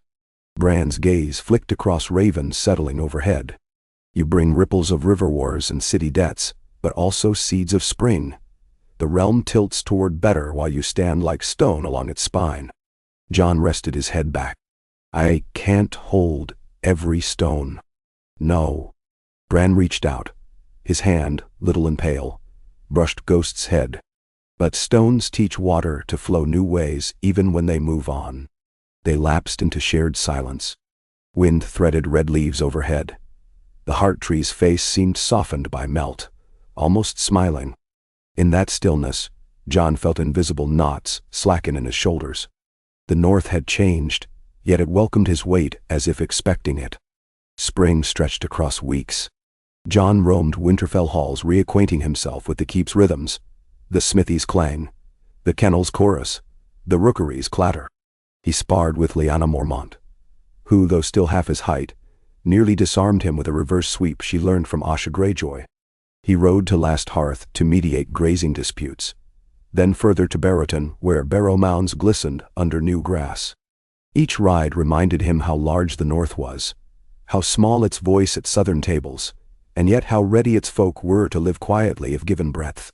Letters arrived from King's Landing, Brienne reporting crime, fallen another third, Tyrion boasting of surplus copper coin, Aegon's own, brief but heartfelt, describing the first charter schools in Flea Bottom, using salvage lumber and Tyrell scrolls. He ended with, "I learn each day how heavy a crown sits. Thank you for lightening mine by wearing none." Jon read those lines while overlooking White Knife's rapids. He folded the parchment with a sense of calm. Yet not all was ease. Braavos lodged formal protest over assault against fiduciary agents. Taco transmitted the complaint through Isandra with a private note assuring Jon the Hydra band was rogue, but damage to trust gnawed at interest tables. Jon wrote back that the North would guarantee a portion of any debt, if only to prove its good faith. He sealed the letter with a direwolf pressing a crown. Sansa's suggestion of symbolism.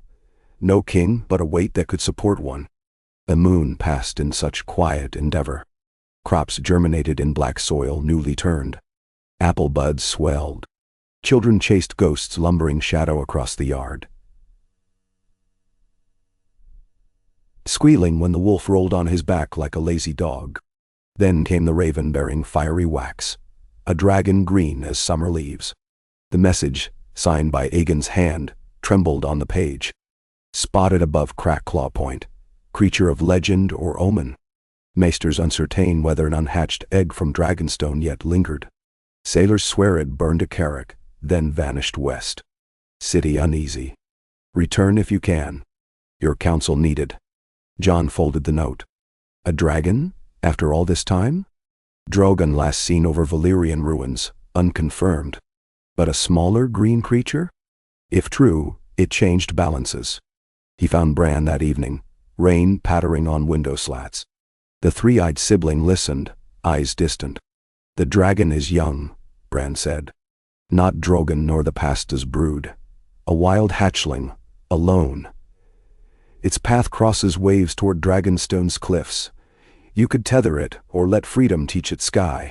Tethering draws chains we just broke, Jon muttered. Yet a free dragon may stoke fear greater than any crown. Choices ripple, Bran murmured. He fixed his odd gaze on Jon. Who better than you to teach a dragon mercy? Jon nearly laughed. May? I could not teach its mother. He touched the ridged scar on his chest where love and duty once met steel. I fear dragons, Bran. Fear teaches caution, Bran replied. Caution can guide. The hatchling will seek warmth. If you meet it with cold iron, it scorches. If you meet it with quiet heart, it may roost. Jon pictured the old dragon pit with its new granary roof. He imagined grain stores aflame, bells clanging. The city plunged into old nightmares. Swallowing dread, he made choice. At dawn he called his men. Saddled fresh horses, wrote a short letter to Sansa. Duty calls me south once more. The north stands, but dragons fly. Ghost sensed the urgency, snapping at the air as if tasting distant flame. The return ride tested hoof and spirit. Rivers swelled with snowmelt. Fords turned treacherous. Yet farmers along the roads offered bread, boiled eggs, gratitude. Word had spread that the wolf with white fur companion ensured safe passage for honest folk. Somewhere near Sow's Horn they passed Gendry headed north, his mission to Edmure complete, his saddlebags heavy with new coin dies to shape Winterfell's mint. They shared quick ales in a wayhouse. Gendry listened to the dragon rumor and frowned. Coin I can forge, but dragon breath? Might need bigger tongues.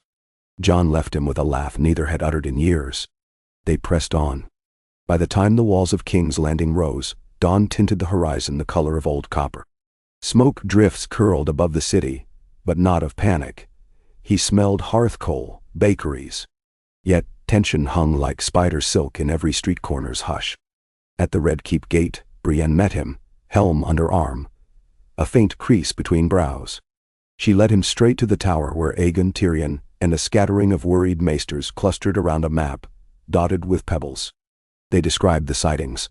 A green juvenile wingspan roughly 30 yards, last traced over Blackwater Rush 2 nights prior, then lost in cloud cover. Some sailors claimed it skimmed waves toward the gullet, others toward the Rainwood. No casualties beyond the burnt carrack and 2 charred fishing skiffs. Still, fear roiled. Jon studied the map. Any sign it hunts livestock inland? Only marsh egrets incinerated, a maester offered. That suggests it feeds on fish, Jon mused. If so, Dragonstone beckons, full of nesting cliffs. Aegon exhaled. One dragon is hope for some, doom for more. I would ride there, but counselors forbid. Jon folded arms. You stay. Fear cures faster with calm kin. He tapped the table. I'll sail, take Davos sloop, minimal crew, offer no threat. Find if beast seeks roost. If it roosts, we plan. If it lashes, we shield. Then? Tyrion cocked brow. And if it roasts you en route? Then my watch ends, Jon said. But better me than half the crownlands. Aegon set hand on Jon's wrist. I will not command you, but I ask. Take care. I've lost one guide already when Daenerys fell. I would not lose another. Jon squeezed his forearm, unspoken promise. Dawn the next day saw Davos wrestling lines aboard the Black Beth II, its hull smell of tar and salt sharp in spring chill. I'd hoped to retire to smuggling honest cloves, he muttered with a grin as Jon climbed aboard. They took minimal watch veterans, Isandro again for witness, 2 maesters lugging crates of sheep carcasses soaked in poppy tea. Bait to lull a dragon should feeding prove possible. The sloop hugged coastlines, slipping past Scythe Islands and Storm's End's stark drum tower. On the second dusk, sea mist thickened to fog. Ghost, restless, stood prow sentinel, ears pricked. Then, above crash of surf, a low, thrumming rumble rolled. Sailors froze. From the haze materialized a shape, First shadow, then emerald-scaled chest, wings spread wide. The dragon banked, talons skimming wavetips. Spray hissed where they grazed. Jon stepped forward into open deck, hammer harness unclasped. He raised both hands, palms empty. The beast circled, yellow eyes luminescent. Its roar shook ropes against masts. Yet it did not strike. Jon felt each beat of its vast wings in his ribs. He spoke calmly across water. "Easy there. No chains here." He repeated quietly, a mantra, letting cadence mirror waves. The dragon settled onto a promontory of black rock, a stone's throw distant. Flame flickered at its nostrils but did not spit. It folded wings, watching. Jon dared to study it. Smaller than Drogon, yes, but formidable. Horns swept back, ridged, scars absent, suggesting youth. "Bring the carcass," he murmured. Deckhands dragged sheepskin bundle to rail, lashed to winch arm. They lowered into surf. Jon cut the rope. The bundle bobbed and drifted toward rocks.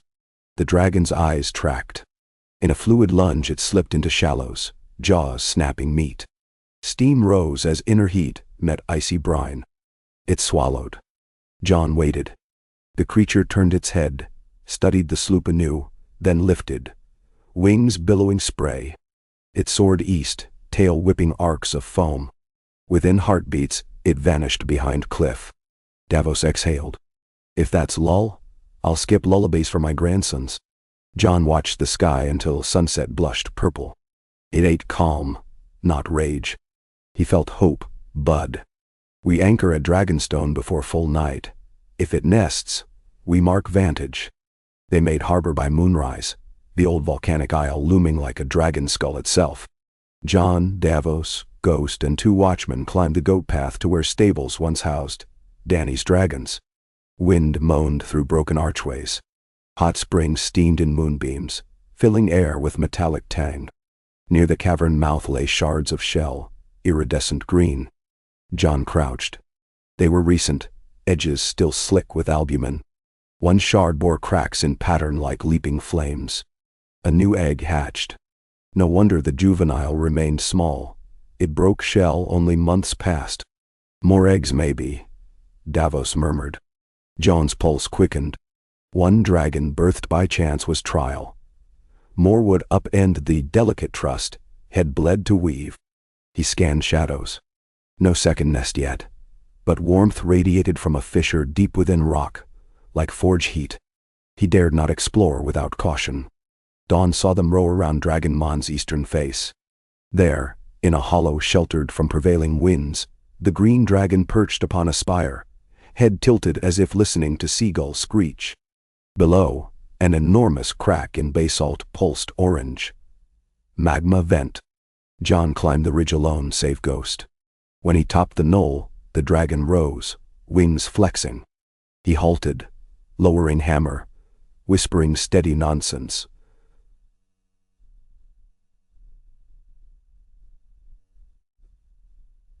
"No fall on cedar, hush, hush." The creature stared. Jon extended a gloved hand. Ghost sat, tail still. Each breath a gamble. Memories of Daenerys and Drogon flooded his mind, of burning, and screams, and ash snow. But he forced them behind door of resolve. He pictured Bran's words, meet it with quiet heart. He controlled breathing, heart beat slow. The dragon's nostrils flared. It stepped nearer, talons cracking crusted lava. Heat rolled off scales. Jon's eyes watered, but he did not flinch. The dragon lowered its head, sniffed. Its muzzle bumped his palm rough as pumice. He let fingers slide along jawline where scales felt almost soft. He spoke, "Peace, little queen." Don't know why queen, he just sensed. The dragon crooned, high note like wind through threads. It battered wings but remained grounded, tail sweeping dust. Jon sensed acceptance. He tried a step forward. It did not retreat. Behind, Davos crested ridge. The dragon's head snapped up, hackles spiking. Jon raised hand to still Davos. Soothing again. Slowly tension eased. The smuggler retreated. Jon exhaled. He had touched fire and survived. Now came choices. Over the next 4 days, he stayed on Dragonstone, observing. The dragon, he named her Silith, after an old tongue word for new dawn, hunted barracuda packs, never straying far. No sign of other eggs surfaced. Maesters noted her wings carried faint silver flecks, a trait of sea green, dragons once ridden by Velaryon cousins. She tolerated Jon's company but hissed at others. He recognized a bond forming, not a rider bond.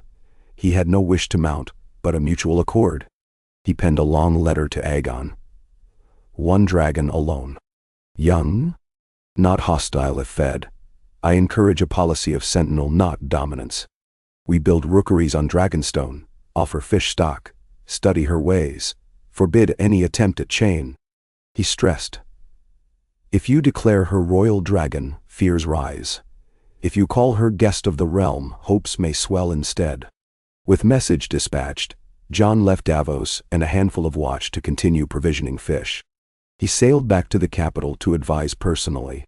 King's Landing thrummed with anxious rumor but no rioting. Aegon greeted him in the newly refurbished Dragon Pit granary. Jon recounted all.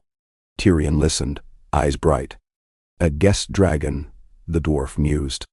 Imagine the feasts, yet free of wildfire insurance. Brienne worried about contingencies. Jon assured training of signal fires and water brigades. They summoned Maester Parcell and Septa Miriel, scholars of Valyrian fauna.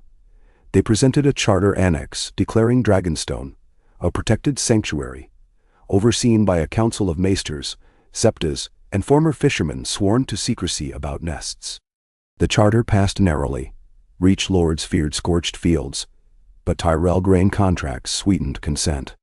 Spring ripened to early summer. Silith grew by feet, diet of salted cod and skyflight. Jon visited fortnightly, each time greeted by low thrumming rumble that now felt almost fond. He never attempted to ride. Instead he walked shoreline while she skimmed waves, breath-bursting geysers of steam that dazzled gulls. Across the realm slow healing quickened. Braavos, appeased by steady repayments, and Isandro's airtight report clearing Jon of wrongdoing, lowered interest once more. The Reach exported wine.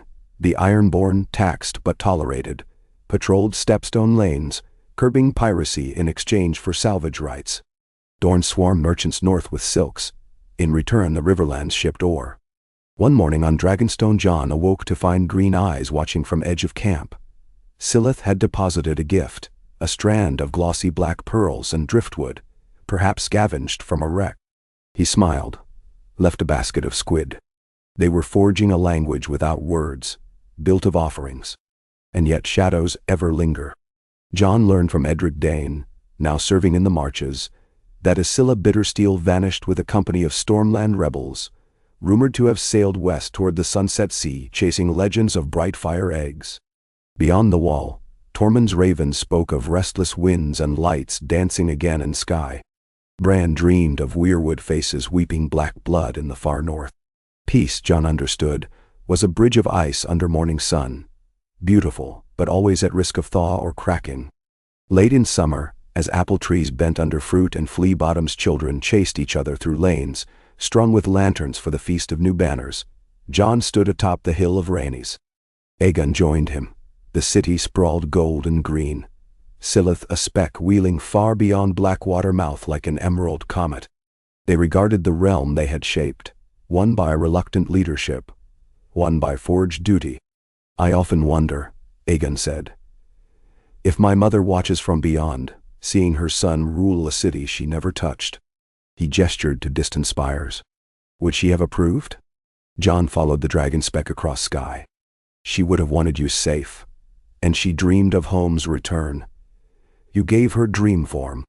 He paused. But dreams alone burn hot. You let cooler minds temper flame. Aegon smiled. Your mind foremost. Jon shook his head. I am ice to your fire. Balance perhaps. But ice one day melts. Others must stand. Then? They walked down the hill toward cheering crowds below, where the first feast lanterns flickered to life. Children of all houses, lion, wolf, dragon, kraken, ran beneath banners sewn together into patchwork cloth. Minstrels tuned harps. Fishmongers grilled mackerel with lemon. The air smelled of possibility. Ghosts trotted ahead, tail high. Someone shouted, "The White Wolf," and others echoed until courtyard rang with acclaim. Jon felt heat rise to his ears, he who never sought cheers. Yet hearing them he sensed, for the first time in years, not the burden of a blade but the uplift of shared breath. A realm waking, unsure yet living. He looked to Aegon, young crown glinting, and nodded. For this moment, the wheel neither crushed nor spun wild. It turned at pace men could follow. And in the dusk's rising chorus of bells, Jon felt the weight of his long journey settle into quiet purpose. To guard the turning, yes, but also to step aside when new hands held it true. He was a Stark of Winterfell, a brother of snow and shadow, yet he was also something else. Bridge, messenger, witness. The realm would one day forget the details. Songs would blur. A dragon would grow. A crown might tarnish. But this sliver of peace, born of ashes and stubborn mercy, would ripple onward in lives lived without fear. Jon breathed in lantern-lit air heavy with roasted chestnuts, felt ghost lean warm against his thigh, and decided that, at least for tonight, it was enough. Summer ripened, the air thick with the honey-sapped scent of flowering limes that lined the narrower lanes of King's Landing. The Feast of New Banners spilled into its third day, and still the city rang with music. Lutes and shawms weaving through braziers that roasted apples cored and crammed with sugared walnuts. Jon lingered on no high dais, but wandered among the crowds with Ghost at his heel. Children darted in to touch the direwolf's flank and squealed when he huffed gently into their palms. Jon tasted sweet wine pressed from arbor grapes and watched torchlight play along the green copper of Septa Miriel's new dome, raised where the old Sept of Baelor had once stood in ruin. For the span of an evening, he could believe that the scars of war might truly knit closed. Yet dawn came, as dawn must, and with it, the work that peace demands. On the fourth morning the Raven Tower clanged, summoning the King's Council to urgent audience. A white bird from Deepwood Motte bore Bran's seal, and 3 words only: Frostfires beyond Frostfangs. The Snowbearers, free folk bound to Tormund Giantsbane, had sighted pillars of bluish flame dancing on the northern horizon. Above glaciers no man of the Night's Watch had walked since the long night's end. The wild lights were different from common aurora. They hissed down and crackled against snow like sparks from a forge, melting holes that froze again into black glass. With them came whispers of shapes, stalking drifts, pale wolves large as elk but eyeless, leaving footprints that glowed faintly before sinking from sight. Tormund's parchment concluded, "Old powers stir. Steel and fire may not serve." Aegon closed his eyes as he finished reading. "Another war," he breathed.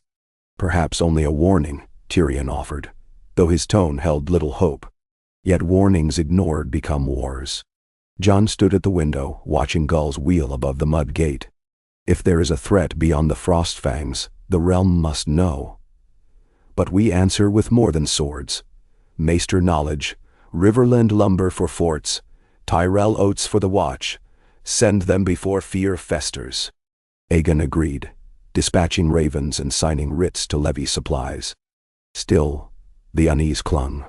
Fire and frost had always defined Westeros' fate. They seldom rose together without demanding blood. Jon volunteered to ride north again, yet Aegon refused. "You would split yourself until nothing remained," he said. "You have earned days under quiet roofs. Let others carry this burden first." Instead, the king named Ser Brienne, lady commander of a new expedition. 200 watch veterans, 50 free folk hunters, 9 maesters, and the brave Isandro, whose eye for ledgers might persuade the Iron Bank to underwrite grain for the night fort. Jon stood with the column as they rode from the King's Gate, feeling both a weight lift from his shoulders and a worm of guilt burrow deeper. He had spent half his life forcing march after march, and still the road called. He went often to Dragonstone in lieu of riding north, pouring restless energy into the care of Silith's sanctuary. The dragon thrived. Her wingspan stretched near 45 yards by late summer, emerald scales deepening around throat and belly, horns curving longer each lunar cycle. She ate enormous drums of mackerel, and when the isle's warm fog rolled in, she would vanish into the steam to nap upon volcanic vents, dreaming perhaps of the molten womb that birthed her. Under Jon's coaxing, the fisherfolk who lived in Driftmark's villages began to see her less as terror and more as coastal warden. She drove sharks from nets and scarred orcas that preyed on seal pups, a living talisman lingering where weather changed. One afternoon, he sat on a weather-rounded basalt block, back warm against sun-baked rock. Silith settled beside him, wings folded, vast ribcage heaving slow with each breath. He read aloud from a tome Tyrion had sent, Varian poetic fragments salvaged from Pentoshi estates. At the rounded vowels and lilting meter, the dragon's spines rippled like grass in wind. She rumbled low, content. Jon closed the book and placed a palm against her flank. Beneath the smooth scales pulsed enormous life, hotter than forge coals, but steady, untroubled. If such a creature could dwell in peace, perhaps any wound could heal. But by late autumn, the ripples Bran foresaw reached Dragonstone first. A merchant cog limped into Blackwater Bay, sails burned half to ashes, crew gibbering of a white gale off Skagos. They spoke of a wall of mist that chased their ship south, and of jagged icebergs drifting where no current set them, glowing faint as if moonlit from within even under cloud. One deckhand swore he saw hungersome figures pacing those bergs, pale wolves on hind legs, skull faces slick with hoarfrost. The city took the tale as dockside delirium until second witness came. A Lysine courser, hull iced thick, though she sailed waters that should have been mild. Her captain wept at the sea itself cracked with thunderous groans and spat shards of crystal spears.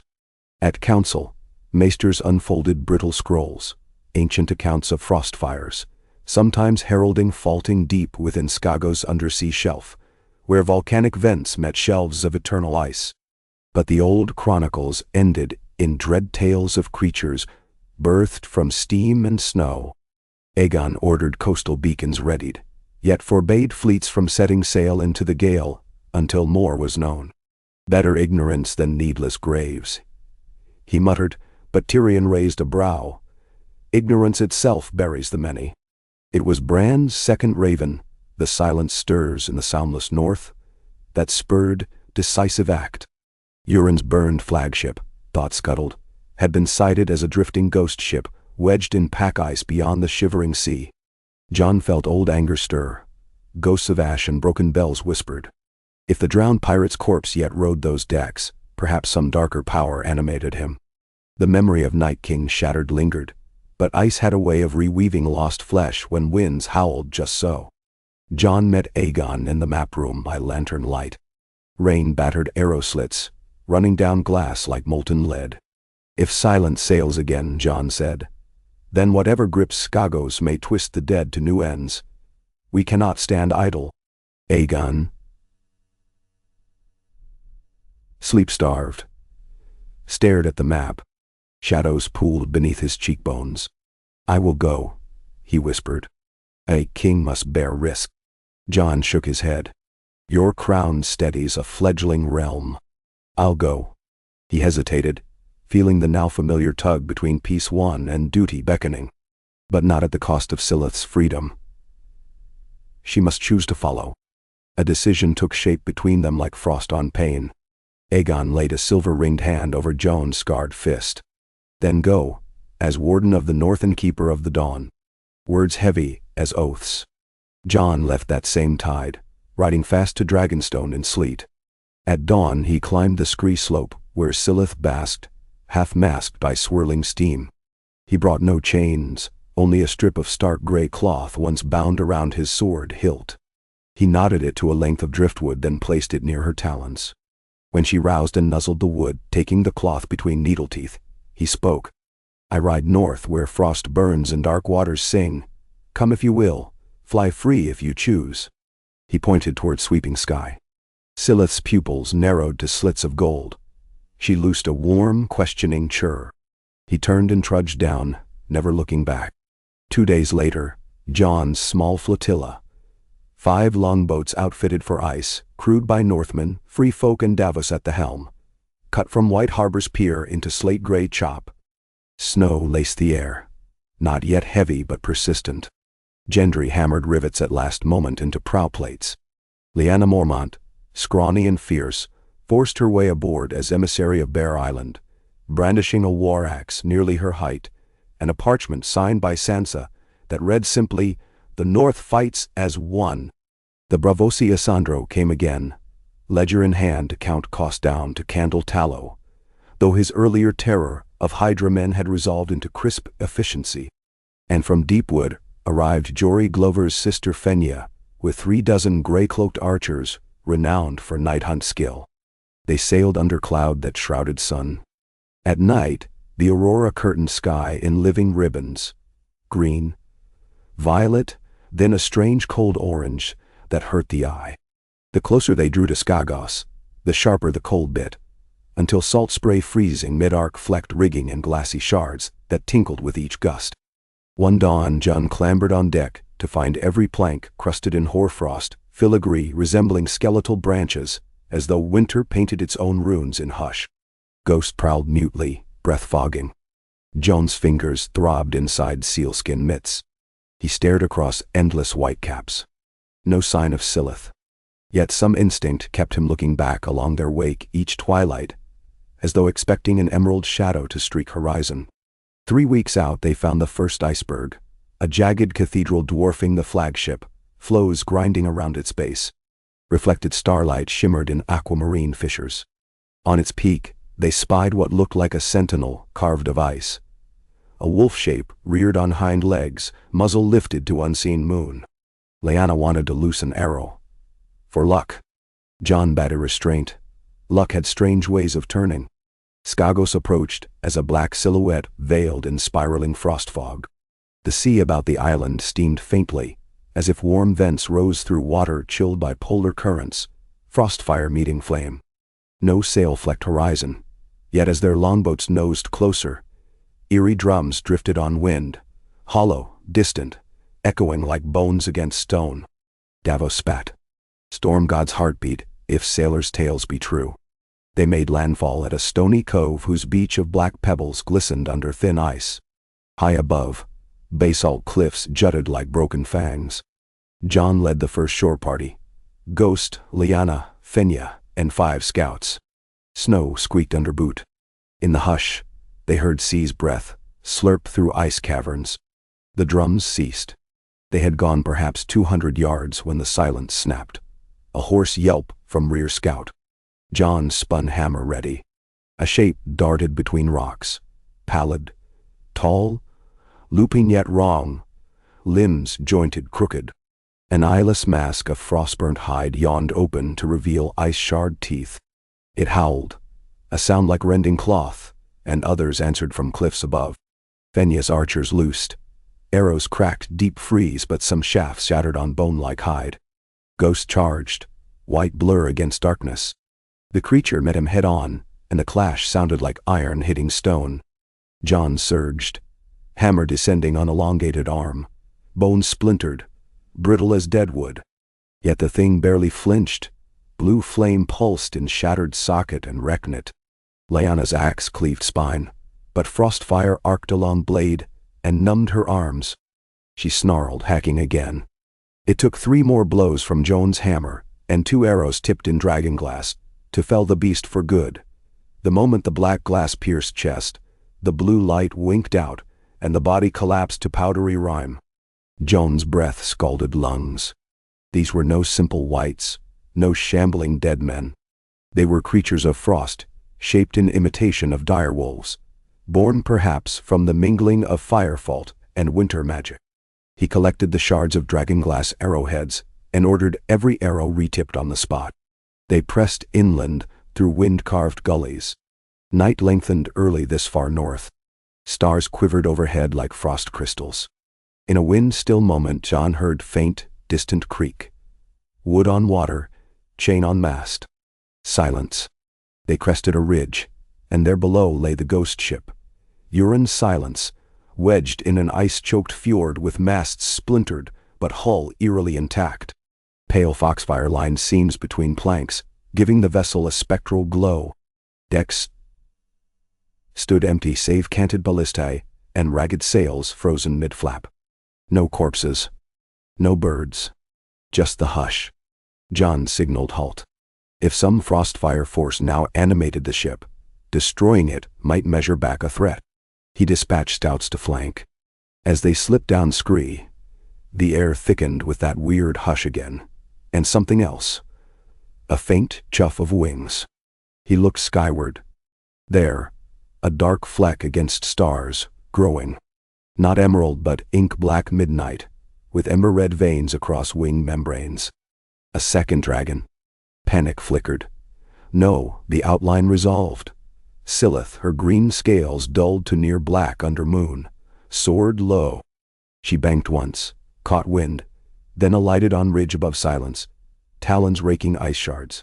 She roared, a roar laced not with fury but challenge, reverberating through narrow fjord. Frostwolves keening below scampered, scattering. Jon's chest swelled with relief and dread combined. Silith recognized him even at distance. Her head dipped. He answered with uplift of hammer. She inhaled, throat sacs glowing, then exhaled a torrent, not of fiery red but green-tinged flame hotter than any forge. The jet bathed Silence's hull.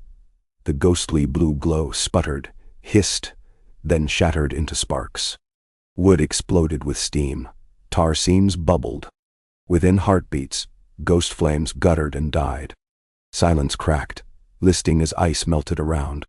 A roar of water, a groan of timber, and the vessel sank, swallowed by black sea and closing ice. The fjord fell silent, save for crackle of cooling stone. Jon breathed out, visible plume dancing. Silith's roar faded into panting chuffs. She glanced skyward once more, then launched aloft, circling. Beneath, the frostfire wolves howled again. One long, mourning note. But without the ship's eerie beacon, they retreated into crevasses, light in their bodies dimming until only normal moonlit snow remained. Fenya's archers exhaled as if waking. Lyanna chuckled breathlessly. Not every day a dragon answers a northern summons, she said. Jon laid a gloved hand on the ice-scorched rock where Silith's fire had touched. It was warm, alive, yet gentle. Daylight revealed fewer foes. They pushed onward to the island's volcanic heart, where magma tubes cracked open warm valleys. There they found the source of frost fires, where lava met pressurized fissures. Mineral-rich steam burst forth and froze mid-air, raining crystals that trapped stray wildlife in rime. The unnatural wolves were born of carcasses thus entombed, awakened by stray sparks of magic leftover from the Night King's fall, channeled by volcanic storm. A maester's measurements confirmed the vents were already cooling. Tremorquakes had shifted, altering magma paths. In time the frostfire would fade. Jon convened council on a windswept ledge. Fenya, Lyanna, Davos, Isandro Tarta. They agreed to leave tokens, carved direwolves of black oak, marking the valley as forbidden. Maesters would remain to study but under strict guard and dragonglass arms. With silence sunk and frostfire receding, threat abated. Before departure, Jon climbed the ridge where Silith awaited. She had landed in clearing of crystalline snow, steam curling from nostrils. He approached slowly, feeling heat. "You followed," he whispered. She nudged his chest, rumbling. Beneath her foot, he saw something glitter. She had cracked a frost glass field, revealing a hollow where 3 small glittering stones lay. Dragon eggs, 1 jade, 1 pale gold, 1 midnight blue shot with green veins. She pushed them toward him gently, then backed away. Wings mantled. He knelt, heart hammering. Eggs, still ice-cold, living but dormant. Silith looked toward south skies. Jon understood.